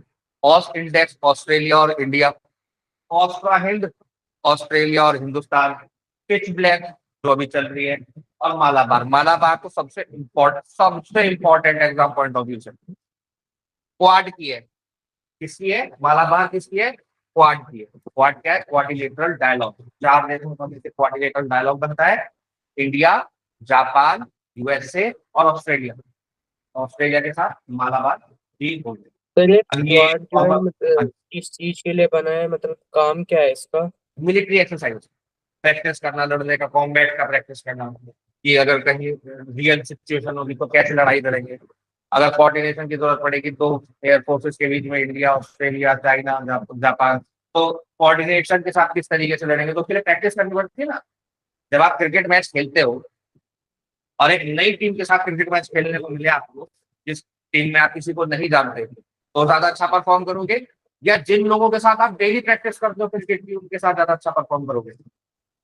सर जानने वालों के साथ। जिनके साथ डेली प्रैक्टिस करते हो, तो ये उसी तरह की प्रैक्टिस है, ताकि जब कॉम्बैट, रियल कॉम्बैट हो तो उस समय कोऑर्डिनेशन करने में दिक्कत ना आए। ठीक है, तो इस तरह की बहुत सारी एक्सरसाइजेज होती है, और एग्जाम में क्वेश्चन पूछते हैं कि कौन सी एक्सरसाइज किसके साथ होती है। तो पहली एक्सरसाइज आप याद करो, ये 4 एक्सरसाइज आप याद करनी है आपको। मालाबार, मालाबार किसकी है? क्वाड की है, 4 देशों की है। क्वाड, पिच ब्लैक, ऑस्ट्रेलिया और ऑस्ट्रेलिया। ठीक है, अब ये हमारे former vice president Hamid Ansari ji ने एक आर्टिकल लिखा है वेस्ट एशिया के ऊपर, a nation determined to endure and over. इसके बारे में क्या है? ईरान के बारे में। ठीक है, ये सारी वही बात कर रहे हैं जो हम लोग पीछे डिस्कस करते आ रहे हैं। ऐसा लग रहा है कि उन्हें हमारी क्लास कर दी। सही में इस आर्टिकल को पढ़ के मुझे ऐसा लगा कि इन्होंने हमारी क्लास कर दी। आपको भी इनको इनका आर्टिकल पढ़ के यही लगेगा। अभी देखना, देखो क्या कह रहे हैं कि जो ईरान है वो किस चीज से भरा हुआ है, उसकी फीलिंग क्या है। 3 फीलिंग इन्होंने डिफाइन करी कि सिविलाइजेशनल प्राइड है तो उनके अंदर, कि उनको सिविलाइजेशन बहुत पुरानी है और they have proud on it, they are proud on it. ठीक है, दूसरा फियर ऑफ फॉरेन डोमिनेशन है। फियर ऑफ फॉरेन डोमिनेशन अगर हम देखें तो शुरू से इनके साथ ऐसा ही होता है कि फॉरेन फॉरेन नेशंस इनके ऊपर डोमिनेट करते आ रहे हैं, या डोमिनेट करने की कोशिश करते आ रहे हैं, चाहे वो रशिया हो, चाहे वो इसराइल हो, चाहे वो यूएसए हो। मोसादेक को हटा देना, फिर उसको ले आना, क्या बोलते हैं उसको, जो क्या नाम था उसका, मोसादेक को हटा के किसको लेके आए थे? कई बार बता चुका हूं मैं, नाम भूल गया, अभी आ जाएगा। ठीक है, तो फियर है उस चीज का कि दोबारा से डोमिनेट करेगा। कौन? फॉरेन नेशंस हमारे पास दोबारा से डोमिनेट कर सकते हैं। डिटर्मिनेशन टू सर्वाइव प्रेशर, और डिटरमाइंड है उस प्रेशर को सर्वाइव करने के लिए। और इसके पीछे अगर हम एंशियंट हिस्ट्री में जाएं, जिसका इन्होंने जिक्र नहीं किया है, लेकिन अगर हम एंशियंट हिस्ट्री में जाएं तो एक इवेंट आता है जहां पर सिर्फ 72 लोग थे और इनके ऊपर, ईरान के ऊपर हमला कर दिया था। तो अपनी रानी को बचाने के लिए उन 72 लोगों ने शहादत दे दी थी, शहीद हो गए थे। तो रेजिस्टेंस का क्या है? कल्चर है कि मर जाएंगे लेकिन कॉम्प्रोमाइज नहीं करेंगे। सर कटा सकते हैं लेकिन सर झुका सकते नहीं। तो उसी उसी माइंडसेट के साथ ईरानियन रहते आ रहे हैं। ठीक है, to understand Iran foreign policy we must understand Iran memory of foreign interference and national humiliation. अब हमको क्या समझना पड़ेगा कि ईरान की हिस्ट्री में किस तरीके से उस उनके मेमोरी को क्रिएट किया है। उस मेमोरी, क्योंकि हम सब क्या हैं, we all are collection of memories. हमारे साथ बचपन से लेके आज तक जो जो इवेंट हुए हैं, उस एक एक इवेंट का असर हमारी पर्सनैलिटी पे है कहीं ना कहीं। चाहे वो स्कूलिंग हो, चाहे वो स्कूल के अंदर एक छोटा सा प्रोग्राम हो, चाहे वो स्कूल के अंदर टीचर की डांट हो, चाहे वो मार हो टीचर की, चाहे सजा मिली हो, चाहे एप्रिसिएशन मिला हो, चाहे हम किसी कंपटीशन में जीत गए हो, किसी कंपटीशन से हमने बैक ऑफ कर दिया हो, किसी कंपटीशन में हमको पता है हम हार जाएंगे लेकिन तब भी हमने पार्टिसिपेट किया हो। तो ये सारे इवेंट्स जो हैं वो हमारी पर्सनैलिटी को बनाते हैं। हमारे पेरेंट्स ने हमको क्या बात कही, एक एक बात हमारी पर्सनैलिटी को बिल्ड करती है। ठीक है, अब वो अच्छी है खराब है वो सारी चीजें अलग है। ठीक है, तो उस हिस्ट्री का ईरान के ऊपर क्या इफेक्ट पड़ा, उस अपब्रिंगिंग का ईरान के ऊपर क्या इफेक्ट पड़ा, ईरान की सोच कैसी हो गई। ठीक है, तो हिस्टोरिकल बैकग्राउंड अगर हम देखें तो सबसे पहले क्या है कि रशिया ने, ब्रिटेन ने, यूएस ने, इराक ने इनके ऊपर क्या किया, रिपीटेडली प्रेशर बनाने की, हमला करने की कोशिश की, है ना। तो this has created political culture of resistance and self reliance. Self reliant हैं, सैंक्शंस हैं इतने सालों से, लेकिन तब भी सरवाइव कर रहे हैं। ठीक है, ऑयल एंड फॉरेन पॉलिसी को अगर हम देखें तो 1901 में ईरान के अंदर ऑयल डिस्कवर हुआ और एंग्लो ईरानियन ऑयल कंपनी ने क्या किया, स्ट्रॉन्ग ब्रिटिश कंट्रोल क्रिएट कर दिया ईरानियन ऑयल के ऊपर। तो ईरानियन ऑयल मिला ईरान में, उसको कंट्रोल कौन कर रहा है, ब्रिटेन कर रहा है। 1901 में देखो, वो समय याद करो कौन सा, कॉलोनियलिज्म वाला। पूरी दुनिया भर में किसकी कॉलोनीज थी, ब्रिटेन की कॉलोनीज थी। और सब कहा जाता था कि sun never sets in Britain. ठीक है, तो 1953 के अंदर मिलिट्री कू होता है और वहां के प्रधानमंत्री मोहम्मद मुसाद्देक को हटा के और शाह को पावर में ले आते हैं। शाह याद आ गया ना, मोहम्मद रजा शाह पहलवी को पावर में ले आते हैं। और ये जो पावर में आए, यानी कि मोसाद्देक को जो इन्होंने हटाया, मोसाद्देक वहां का डिक्टेटर था, लेकिन मोसाद्देक को लोग एक्सेप्ट कर रहे थे। मोसाद्देक को हटा के मोहम्मद रजा पहलवी को वहां का सुप्रीम लीडर या कहा जाए कि तानाशाह बना दिया गया। और ये तानाशाह किसके द्वारा सपोर्टेड था, यूएस और यूके द्वारा। यूएस और यूके द्वारा सपोर्टेड था, तो क्या हुआ कि यूएस के साथ इसके क्लोज टाइज बने, मॉडर्नाइजेशन हुआ, ऑयल बेस्ड डेवलपमेंट हुआ। इन्होंने ऑयल को प्राइवेटाइज करके उसको बेचना शुरू किया, मिलिट्री का एक्सपेंशन हुआ, सप्रेशन ऑफ पॉलिटिकल अपोजिशन जो था उसको दबाया गया, रिच अमीर और गरीब के अंदर जो डिफरेंस था वो बढ़ता गया। ठीक है, तो रिलीजियस ग्रुप्स, वर्कर्स और इंटेलेक्चुअल्स जो थे वो अगेंस्ट होते गए किसके, मोहम्मद रजा पहलवी की गवर्नमेंट के। और फिर होता है एक व्हाइट रिवॉल्यूशन 1960 में। 1960 में Shah launch the white revolution, Shah ने लॉन्च किया, जिसके अंदर ये क्या करते थे, they included land reforms, women's right, literacy programs and modernisation. इन्होंने मॉडर्नाइजेशन किया, महिलाओं को अधिकार दिया। तो उस रिवॉल्यूशन का नाम याद रखेंगे, व्हाइट रिवॉल्यूशन। ठीक है, वैसे इंडिया के अंदर अगर व्हाइट रिवॉल्यूशन की बात करते हैं तो किसका नाम जुड़ता है, वर्गीज कुरियन, अमूल का, यानी कि दुग्ध क्रांति हिंदी में उसको बोलते हैं इंडिया के अंदर। वहां पे व्हाइट रिवॉल्यूशन किसको बोलेंगे, मॉडर्नाइजेशन। जो व्हाइट्स के द्वारा लाया गया रिवॉल्यूशन था, व्हाइट्स के द्वारा लाए गए मैकेनिज्म थे क्या, modernisation, westernisation, top down mechanism. Top down यानी कि टॉप पे डिसीजन होगा और वो नीचे तक इंप्लीमेंट होगा। एंटी ट्रेडिशनल, ट्रेडिशन के अगेंस्ट थे वो, जो ईरानियन ट्रेडिशन है उसके अगेंस्ट था ना, क्योंकि वेस्टर्न कल्चर वो लेके आ रहे थे। इम्प्लीमेंटेशन पुअर था, पॉलिटिकली रिप्रेसिव था। तो वहां के जो मुस्लिम क्लरिक्स थे वो नाराज हो गए, उन्होंने क्या किया, 1979 में इस्लामिक रिवॉल्यूशन कर दिया। और इस्लामिक रिवॉल्यूशन करके रोहिल्ला खोमनेई को वहां का सुप्रीम लीडर बना दिया।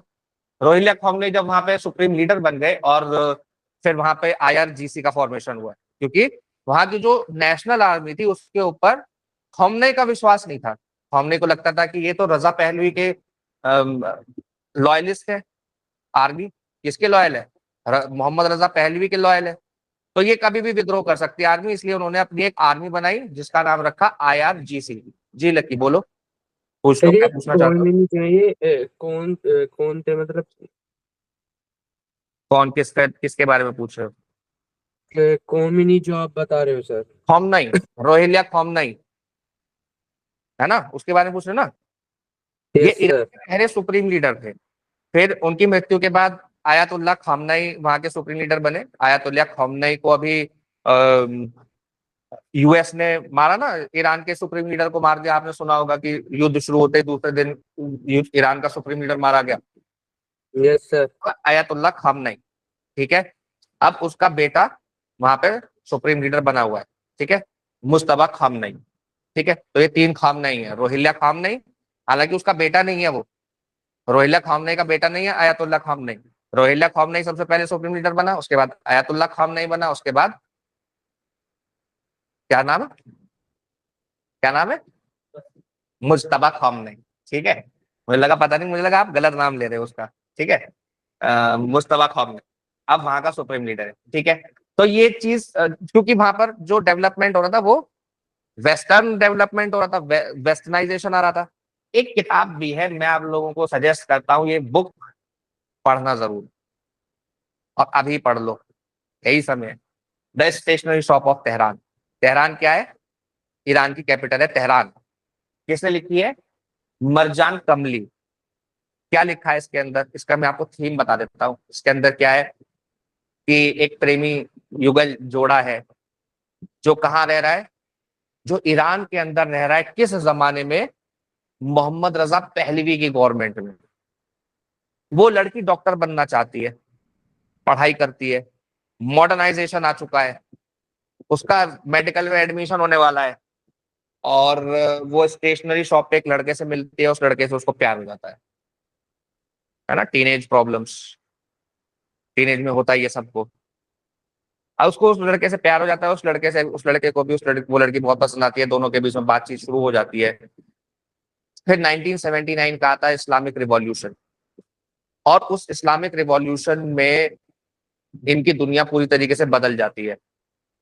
वो लड़की को यूएस जाना पड़ता है, वो लड़का ईरान में ही रह जाता है, क्योंकि अब उसके पास ईरान में रह के पढ़ने की आजादी नहीं है, काम करने की आजादी नहीं है।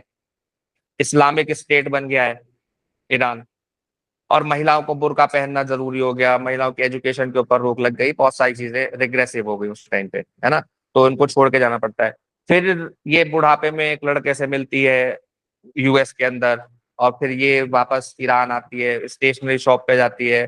तो काफी इमोशनल स्टोरी है, और वो जो इस लड़के से मिलती है वो उसी का बेटा होता है, जो उसका एक्स बॉयफ्रेंड था। तो ये काफी इमोशनल और बढ़िया स्टोरी है, जिसके बैकग्राउंड में हमको दिखाई दे रहा है कि किस तरीके से इस्लामिक रिवॉल्यूशन जो है वो वहां के लोकल लाइव्स के ऊपर इफेक्ट डाल रहा है। जब भी हम किसी रिग्रेसिव सोच को एक्सेप्ट करेंगे, चाहे वो इस्लामिक रिवॉल्यूशन हो, चाहे वो तालिबान की सरकार हो, तो महिलाओं की परिस्थिति बदलेगी, और उस महिलाओं की परिस्थिति बदलने से गर्लफ्रेंड बॉयफ्रेंड के बीच में जो रिश्ते हैं वो तो बदलेंगे ही, माँ बेटे भाई बहन के बीच में जो रिश्ते हैं वो भी बदलेंगे। आप आज अपनी बहन को देख रहे हो कि वो बढ़िया जीन्स टी शर्ट पहन के स्कूटी पे जा रही है स्कूल या कोचिंग या कॉलेज पढ़ने के लिए। कल भारत सरकार नियम बना दे कि महिलाओं को मुंह ढक के ही बाहर निकलना है, कॉलेज नहीं जा सकते, तो वो सारी चीजें बदल जाएंगी ना। जो आज आप महसूस कर पा रहे हो वो सारी चीजें बदल जाएंगी। आपकी बहन का बिहेवियर बदल जाएगा, आपकी माँ का बिहेवियर बदल जाएगा, क्योंकि अब उनके ऊपर बहुत सारी रोक लगा दी गई है। तो वो सारी चीजें बहुत इंपॉर्टेंट हैं हम लोगों को समझनी। ठीक है, तो 1979 का रिवॉल्यूशन क्या क्या चेंजेस लेके आया। एक है, ये विलायत फकीह की बात कर रहे हैं, guardian of Islamic jurist. Guardianship, इसका मतलब है गार्जियनशिप ऑफ इस्लामिक जूरिस्ट। ये आइडियोलॉजिकल बेस बनता है किसका, इस्लामिक रिपब्लिक ऑफ ईरान का, जहां पे सुप्रीम लीडर क्या है, रिलीजियस और पॉलिटिकल अथॉरिटी है, दोनों दोनों तरह की अथॉरिटी है उसके पास, क्योंकि वो मजलिस का भी लीडर है, तो पॉलिटिकल अथॉरिटी है उसके पास। और वो जो एक 12 लोगों का वहां पर एक ग्रुप बनाया जाता है जो सुप्रीम लीडर को चूज करते हैं, और वो 12 लीडर कौन होते हैं, वो रिलीजियस लीडर होते हैं। तो रिलीजन का भी वो क्या है, फाइनल अथॉरिटी सुप्रीम लीडर है। ठीक है, तो ईरान हॉस्टेज क्राइसिस, इसके बारे में हमने कभी बात नहीं की, ये काफी इंपॉर्टेंट है। जबकि 1979 में क्या हुआ, जब इस्लामिक रिवॉल्यूशन आया, तो उससे पहले पहलवी की गवर्नमेंट थी, और पहलवी की गवर्नमेंट में यूएस ब्रिटेन को सपोर्ट कर रहे थे वो, है ना। तो यूएस ब्रिटेन की एम्बेसीज के अंदर वहां के लोग भी बहुत सारे थे। तो जैसे ही इस्लामिक रिवॉल्यूशन हुआ तो स्टूडेंट्स ने क्या किया, स्टूडेंट्स ने उन यूएस एम्बेसडर्स को, यूएस एम्बेसी के लोगों को 444 दिन तक बंदी बना के रखा अपने देश में, हॉस्टेज बना लिया। ठीक है, तो इससे रिश्ते और खराब हुए। 1980 में इराक से हमला करवा दिया यूएसए ने सद्दाम हुसैन से, फिर बाद में सद्दाम हुसैन को मारा भी यूएसए नहीं, और सद्दाम हुसैन से हमला कराया ईरान के ऊपर इराक से, और 8 साल तक ये वॉर चली, जिसके अंदर की आईआरजीसी ने काफी अच्छा लड़ाई लड़ी, और उसको हरा दिया। ठीक है, role of Israel in article के अंदर इसराइल के रोल की भी बात की गई है, जिसके बारे में हम लोग अक्सर बात करते हैं कि इसराइल का रोल क्या है इसके अंदर, क्योंकि इसराइल मिडिल ईस्ट के अंदर अपनी पावर को क्या करना चाहता है, एसर्ट करना चाहता है, और उसका अपोजिशन करता कौन है, ईरान करता है। उसके अपोजिशन में सिर्फ एक ईरान ही खड़ा है मिडिल ईस्ट के अंदर, बाकी सारे जितने सऊदी हो गए, जॉर्डन हो गए, ये सबको तो सेटल कर लिया उन्होंने। ठीक है, तो ये क्या कह रहे हैं, if Iraq and Iran fight, अच्छा ये जब ईरान और इराक की लड़ाई हो रही थी तो इसराइल ने इराक का साथ दिया था, ईरान का साथ दिया था। जो आज दोनों अपोजिट खड़े हैं, ईरान और इसराइल, एक समय ऐसा था कि ईरान का साथ दिया था इराक के अगेंस्ट इसराइल ने। और क्यों दिया था साथ, क्योंकि वो ये जानता था कि अगर ये दोनों रीजनल पावर्स आपस में लड़ते रहेंगे तो फिर मुझसे कौन लड़ेगा, मैं तो फ्री हो जाऊंगा ना। तो उसने अपने को फ्री रखने के लिए इन दोनों की लड़ाई को सपोर्ट किया था। ठीक है, इसके अलावा एक ही आर्टिकल निकला है, moving from war to deal, है ना, डील की तरफ बढ़ रहे हैं, divided in a divided region. इसके अंदर भी वही बात कह रहे हैं जो मैंने आप लोगों को बात पिछले 2 दिन से बोल रहा हूं। क्या बोल रहा हूं, क्या कह रहे हैं, वॉर में change the balance of power but peace need political settlement. Political settlement जरूरी है। ठीक है, क्या कह रहे हैं, the article argues that military force alone can not solve conflicts whether in Ukraine, Gaza, Lebanon, Sudan, Iran. War eventually has to move towards negotiation. War solution नहीं है, सॉल्यूशन क्या है, नेगोशिएशन, बातचीत। बातचीत करके ही रास्ता निकाला जा सकता है, वॉर करके रास्ता नहीं निकाला जा सकता। ठीक है, क्या कह रहे हैं, the US and Iran have reportedly reached preliminary cease fire और फ्रेमवर्क डील, जो 60 दिन चलेगा, है ना, स्ट्रेट ऑफ हॉर्मुज 60 दिन खुला रहेगा। मेन पॉइंट्स क्या है, military force has limits. America की मिलिट्री फोर्स के पास भी ऐसा नहीं है ना कि वो परपेचुअली लड़ सकती है, लिमिट्स है। The article says the Iran war exposed one truth: military action cannot be a permanent solution unless followed by negotiations. जब तक कि मिलिट्री एक्शन नेगोशिएशन के साथ नहीं चलेगी तब तक उस मिलिट्री एक्शन का कोई फायदा नहीं होने वाला। बॉम्ब मार के, मिसाइल मार के आप बिल्डिंग तोड़ सकते हो, सड़कें तोड़ सकते हो, हवाई जहाज गिरा सकते हो, लोगों को मार सकते हो, लेकिन लोगों को झुका नहीं सकते, प्रॉक्सी नेटवर्क को खत्म नहीं कर सकते। ठीक है, और उस डर को खत्म नहीं कर सकते लोगों के दिलों से। ठीक है, इज ईरान इज वीकेंड, बात तो सही है कि ईरान कमजोर हुआ है, ईरान को इस वॉर में नुकसान हुआ है, ईरान के बहुत सारे लोग मारे गए, ईरान का सुप्रीम लीडर मारा गया, ईरान के बहुत सारे इंफ्रास्ट्रक्चर को ध्वस्त कर दिया, ईरान के इफ्शाहान शहर के ऊपर हमला किया जहां पर न्यूक्लियर फैसिलिटी है ईरान की। ठीक है, तो बहुत सारी चीजें हैं, लेकिन तब भी क्या ईरान को झुका पाया, अमेरिका नहीं झुका पाया। ठीक है, और आज ही के न्यूज़पेपर में एक और आर्टिकल निकला, हालांकि क्योंकि ईरान पे बहुत ज्यादा, ईरान इजराइल वॉर पे बहुत ज्यादा आर्टिकल्स जाते हैं इसलिए मैंने उसको नहीं रखा। उसके अंदर वो सिर्फ इतनी सी बात कह रहे हैं कि ईरान जीत गया। कैसे जीत गया, केवल हार ना मान के जीत गया, क्योंकि उसने यूएस को जीता हुआ नहीं माना इसलिए वो जीत गया। हमने माना ही नहीं कि आप जीते हो, मारो और मारो, कितना मार सकते हो मारो। एक फाइटर होता है जो कहता है कि पीटो मैं पिन डाउन नहीं होऊंगा, तुम मेरा खून निकाल दो, जान से मार दो, मर जाऊंगा लेकिन पिन डाउन नहीं होऊंगा। तो उसको कब तक मार सकता है दूसरा फाइटर, उसकी भी लिमिट है मारने की, तो वो लिमिट रीच हो गई लेकिन उसने हार नहीं मानी। ठीक है, ये कह रहे हैं उस आर्टिकल में बस। ठीक है, और गल्फ कंट्रीज जितनी भी हैं, सऊदी अरेबिया, यूएई, कतर है, ये लोग और ज्यादा यूएस की तरफ स्केप्टिकल हो गए हैं। कैसे, कह रहे हैं कि भाई ये लोग डिपेंड करते हैं ऑयल के एक्सपोर्ट पे, चाहे सऊदी अरब हो, यूएई हो, कतर हो, और मैरीटाइम ट्रेड पे, और यूएस सिक्योरिटी अम्ब्रेला के अंदर ये काम करते हैं, है ना, क्योंकि ये जो तेल बेचते हैं वो बेचते हैं डॉलर में, और इसके बदले क्या देता है यूएस से उनको, यूएस से देता है उनको मिलिट्री प्रोटेक्शन।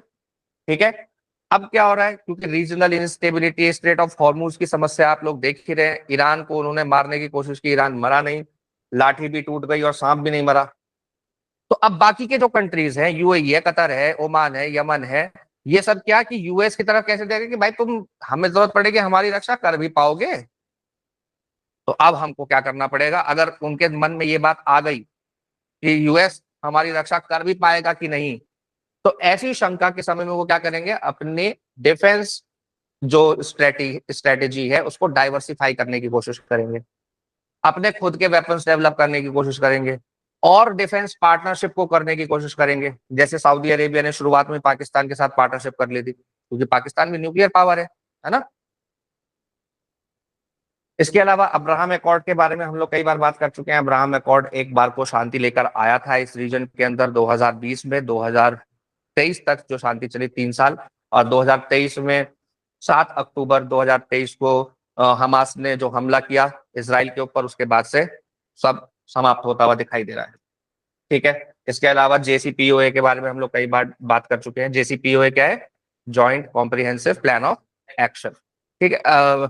लकी जेसीपीओए समझ में नहीं आ रहा, कोई बात नहीं है, मैं आपको एक कहानी सुनाऊंगा, सारी चीजें समझ में आ जाएंगी। ठीक है। हॉर्मूज टेंशन इंडिया के लिए क्या दिक्कत है, रुपये इम्बैलेंस जो हो रहा है, रुपया महंगा, मतलब रुपया की वैल्यू गिरती जा रही है, डॉलर महंगा होता जा रहा है हमारे लिए। ठीक है। लॉन्ग टर्म इम्प्लीकेशन इसका क्या होगा, ये मैंने आप लोगों को पढ़ने के लिए निकाला है, आप लोगों को इसको रीड करना है। एक ही टॉपिक को बार बार मैं क्या ही बताऊं, तो वो दोनों मत पढ़ना, ये पढ़ लेना, वो दोनों हमने डिस्कस कर लिए। हामिद अंसारी वाला एक बार पढ़ लेना और ये पढ़ लेना। इसके अलावा देखो पीस होगी कैसे, पीस होगी कैसे, Syria will do the job with Hezbollah if Israel is unable.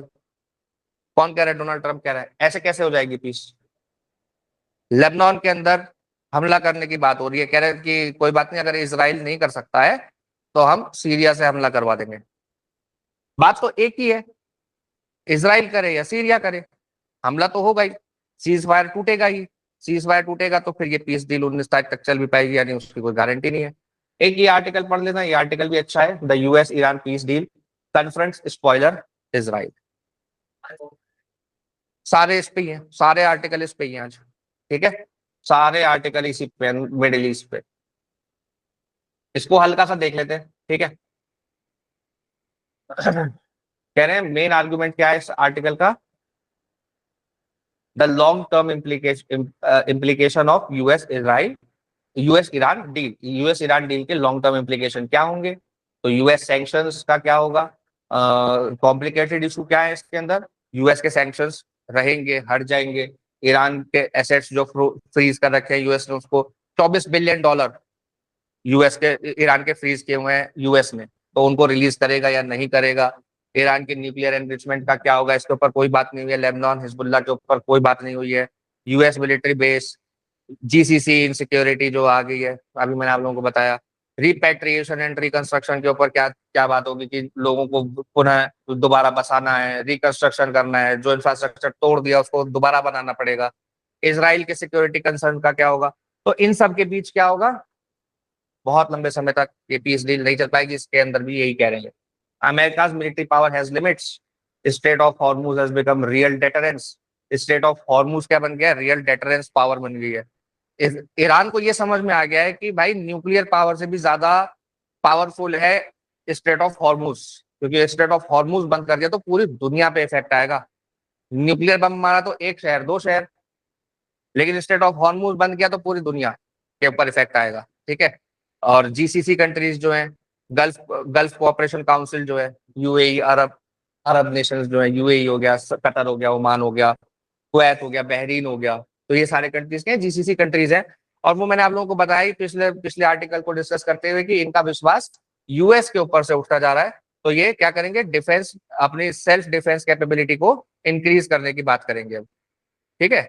और मल्टीलेटरलिज्म में रिटर्न, एक ये पॉजिटिव चीज है कि मल्टीलेटरलिज्म वापस आ सकता है, यानी कि एक पोलर नहीं रहेगा, सिंगल यूनिपोलर नहीं रहेगा दुनिया। ईरान के जीतने से बहुत सारी पावर्स को क्या हो जाएगा कि हाँ, यूएस के दबाव में आने की जरूरत नहीं है, and we can fight back. तो सप्लाई चेन सिक्योरिटी के ऊपर सवाल उठेगा, स्ट्रेटेजिक, और जो छोटे छोटे ग्रुपिंग्स हैं जैसे आईओआरए है, क्वाड है और ब्रिक्स है, ये जो रीजनल ग्रुपिंग्स है ना, इनके इंपॉर्टेंस और ज्यादा बढ़ जाएगी जब ऐसा होगा, क्योंकि मल्टीलेटरलिज्म में क्या होगा कि सभी अपनी अपनी पावर को असर्ट करने की कोशिश करेंगे, अपने आप को पावरफुल बनाने की कोशिश करेंगे, तो रीजनल ग्रुपिंग्स की इंपॉर्टेंस बढ़ेगी, एससीओ की इंपॉर्टेंस बहुत ज्यादा बढ़ेगी। देखना, ईरान में बिकम मोर डेफिएंट। क्या मतलब है इसका कि ईरान अभी तक तो ये कह रहा था ना कि हम न्यूक्लियर पावर नहीं बनाएंगे, लेकिन अब क्या बोलेगा कि अगर हमको अपनी सुरक्षा करनी है तो न्यूक्लियर पावर तो बनानी पड़ेगी। तो इसके दो दो वो हो सकते हैं आउटकम। कह रहे पॉजिटिव पॉसिबिलिटी क्या है, Iran choose diplomacy and economic recovery, वो डिप्लोमेसी और इकोनॉमिक रिकवरी के ऊपर काम करेगा। और दूसरा क्या, Iran become more aggressive and uses Hormuz proxies as pressure tools.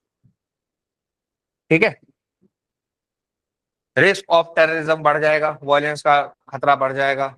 India के लिए भाई ऑयल बहुत ज्यादा इंपॉर्टेंट है, और स्ट्रेट ऑफ हॉर्मुज पे कोई भी खतरा होता है बंद होने का तो हमारे लिए दिक्कत है, इन्फ्लेशन आएगा। चाबहार पोर्ट हमारे लिए बहुत ज्यादा इंपॉर्टेंट है। इंडियन डायस्पोरा 1 करोड़ लोगों के आसपास गल्फ कंट्रीज में है। स्ट्रेटेजिक ऑटोनॉमी को देखें तो हमें यूएस के साथ भी अच्छा रिलेशन बनाना है, इसराइल के साथ भी, ईरान के साथ भी, रशिया के साथ भी। ठीक है, तो आईएनएसटीसी पे भी खतरा। आप देख लो, देखो लगी ये कहानी सिर्फ मैं आपके लिए सुना रहा हूँ, कम से कम 10वीं 12वीं बात सुन लो, ये कहानी बहुत इंपॉर्टेंट है।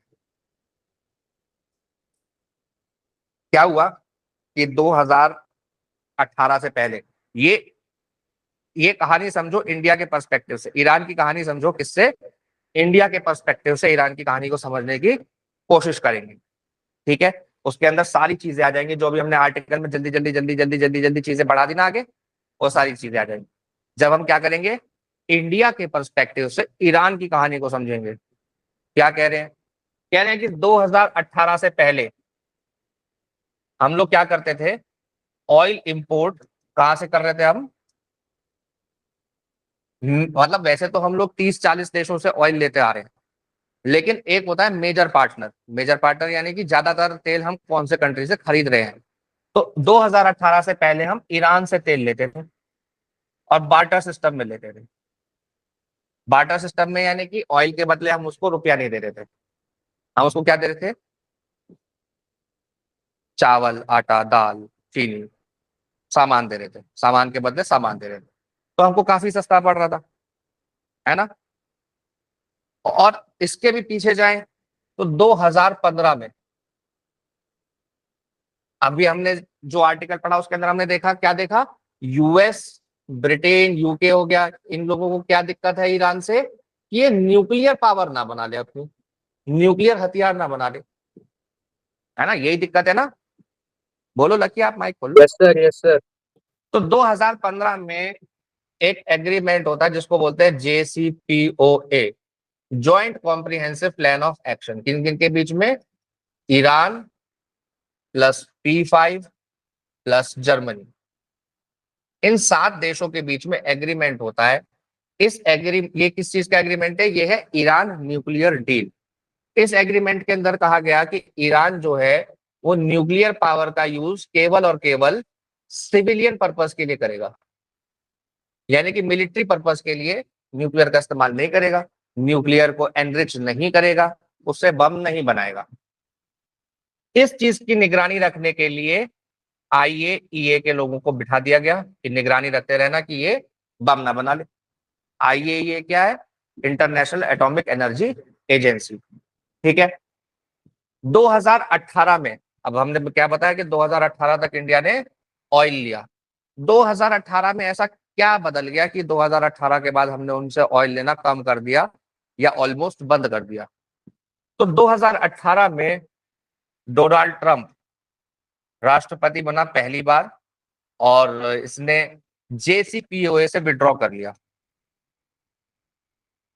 लिया, किससे, JCPOA से, ताकि JCPOA तो एकदम बकवास डील है और इससे कुछ नहीं होने वाला, इसको विड्रॉ करो, कोई न्यूक्लियर पावर नहीं।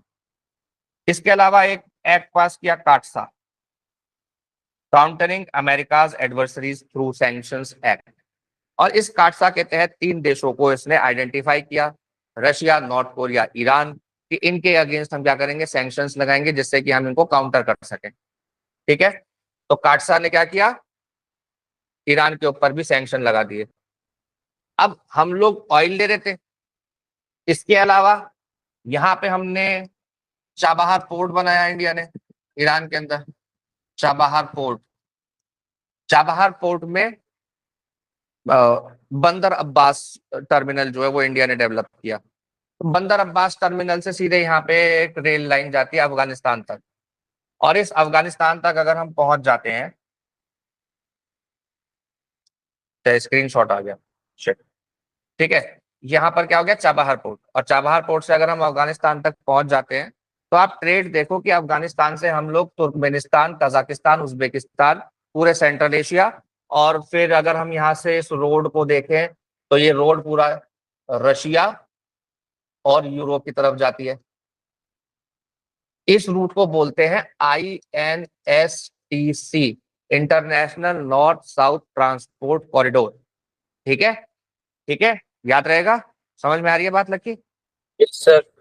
तो ये चाबहार पोर्ट, यूएस ने जब हमला किया ईरान के ऊपर तो चाबहार पोर्ट हमारा उसमें चला गया, मतलब 2018 में सैंक्शंस लगाए थे, 2018 में हमने बात कर ली यूएसए से कि साहब एक काम करो, हमें चाबहार पोर्ट इस्तेमाल करने दो, ऑयल नहीं लेंगे, ऑयल नहीं लेंगे, चाबहार पोर्ट यूज करने दो।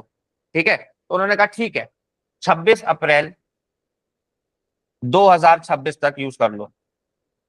तो 26 अप्रैल 2026 निकल गई, उसके बाद कोई एक्सटेंशन हमको नहीं मिला चाबहार पोर्ट यूज करने पे। हालांकि सैंक्शन यूएसए के, यूएन के नहीं है, तो यूएसए के सैंक्शन मानना जरूरी नहीं है, लेकिन वो वॉर चल रही है वहां पर, वॉर चल रही है, तो हम लोगों को वहां पर अभी थोड़ा सा बैकफुट पे हम लोग हैं, इंडिया बैकफुट पे है यहाँ पर चाबहार पोर्ट को लेके। और चाबहार पोर्ट केवल बिजनेस के लिए इंपॉर्टेंट नहीं है, चाइना ने पाकिस्तान के अंदर ग्वादर पोर्ट बनाया है, इसको काउंटर करने के लिए भी इंपॉर्टेंट है, क्योंकि यहां से एक रोड जाती है जिसको बोलते हैं CPEC, China Pakistan economic corridor, इसको काउंटर करने के लिए भी इंपॉर्टेंट है कि हम INSTC को पूरा करें। और यूएसए क्या चाहता है, यूएसए चाहता है कि यहां से इधर ही आओ, ओमान आओ और सऊदी अरेबिया आओ, और सऊदी अरेबिया से जॉर्डन होते हुए पहुंच जाओ रशिया, सॉरी इजराइल, इजराइल में है हाइफा पोर्ट, इस हाइफा पोर्ट से जाओ ग्रीस और फिर पूरे यूरोप में ट्रेड करो। इस रूट को बोलते हैं iMac, India middle east Europe economic corridor. ठीक है, ये 3 रूट हैं, इन 3 रूटों में से कौन सा रूट सबसे जल्दी, सबसे सस्ता, सबसे बेहतर बनेगा, इसके ऊपर सारी लड़ाई है। ठीक है, ये रूट जो है सीपैक, ये भी पूरा यहां तक फैला हुआ है, इसको बोलते हैं BRI, border and road initiative, China का है, border and road initiative China का है। आईमैक इंडिया यूएसए यानी कि इंडिया वेस्टर्न पावर्स, और INSTC इंडिया रशिया यानी कि इंडिया और जो कम्युनिस्ट पावर्स हैं उनके बीच की डील है। ठीक है, अब 2018 में हमने इनसे तेल लेना बंद कर दिया, ईरान से, और रशिया से ऑयल लेना शुरू कर दिया। रशिया से आज हम 35% अपना ऑयल रशिया से ले रहे हैं। और रशिया से क्यों, अच्छा 2018 के बाद ही हमने रशिया से लेना शुरू नहीं कर दिया, 2018 के बाद तो हमने पहले इराक से लेना शुरू किया, यहां से लेना शुरू कर दिया हमने इराक से। अब 2023 में 2023 में रशिया यूक्रेन वॉर शुरू होती है। और रशिया यूक्रेन वॉर शुरू होती क्यों है, क्योंकि यूक्रेन नाटो मेंबर बनना चाहता था। नाटो किसका एलाई है, नाटो किनके एलाइज हैं, मतलब वेस्टर्न कंट्रीज के, यूएसए हो गया, ब्रिटेन हो गया, यूरोपियन कंट्रीज हैं, इनका मिलिट्री अलायंस है नाटो। ठीक है, तो इस मिलिट्री अलायंस के अगेंस्ट रशिया ने यूक्रेन के ऊपर हमला कर दिया। तो वेस्टर्न कंट्रीज ने क्या किया, उठा के रशिया को सैंक्शन लगा दिया कि हम तुमसे तेल नहीं खरीदेंगे, हम तुमसे नेचुरल गैस नहीं खरीदेंगे, जबकि यूरोप की सारी रिक्वायरमेंट्स को फुलफिल रशिया कर रहा था, नेचुरल गैस को लेके, पेट्रोलियम को लेके। अब उन्होंने लेना बंद कर दिया, तो रशिया के पास क्या है, तेल है, गैस है, लेकिन कोई खरीद नहीं रहा। तो रशिया ने बोला ठीक है, जो भी मुझसे खरीदेगा वेस्टर्न सैंक्शंस के अगेंस्ट, जो भी मुझसे खरीदेगा मैं उसको 30% का डिस्काउंट दूंगा। अब 30 इंडिया वालों को तुम डिस्काउंट दिखा दो, भले ही काम की चीज ना, हम वैसे ही खरीद लेते हैं, तो बहुत काम की चीज है, और 30% डिस्काउंट भी मिल रही है। तो 30% डिस्काउंट पे इंडिया ने और चाइना ने भर भर के तेल खरीदा, रिफाइन करके फिर उसी यूरोप को बेचा जिस यूरोप ने सैंक्शन लगाया था, उसी यूएसए को बेचा तेल जिस यूएस ने सैंक्शन लगाया था रशियन ऑयल के ऊपर। फिर इंडिया से रिफाइन होके जाने लगा तेल, तो यूएसए ने बोला कि अगर तुम ऐसा करोगे तो हम तुम्हारे ऊपर सैंक्शन लगा देंगे, फिर 50% टैरिफ लगाया। वो सारी चीजें आप लोगों को पता ही है कि टैरिफ लगाया, पहले 50%, 25% रेसिप्रोकल, 25% पनिशमेंट टैरिफ, फिर उसके बाद वो हटाया, कम किया, 18% हो गया। अभी भी हम लोग रशिया से तेल खरीद रहे हैं, अभी भी सारी चीजें हो रही हैं, ठीक है। तो ये छोटी सी शॉर्ट स्टोरी आप ध्यान में रखना लकी, ये बेसिक है, इसके ऊपर सारी स्टोरीज बिल्डअप होगी, ठीक है। समझ में आई? Okay sir. कोई दिक्कत हो तो पूछ लो।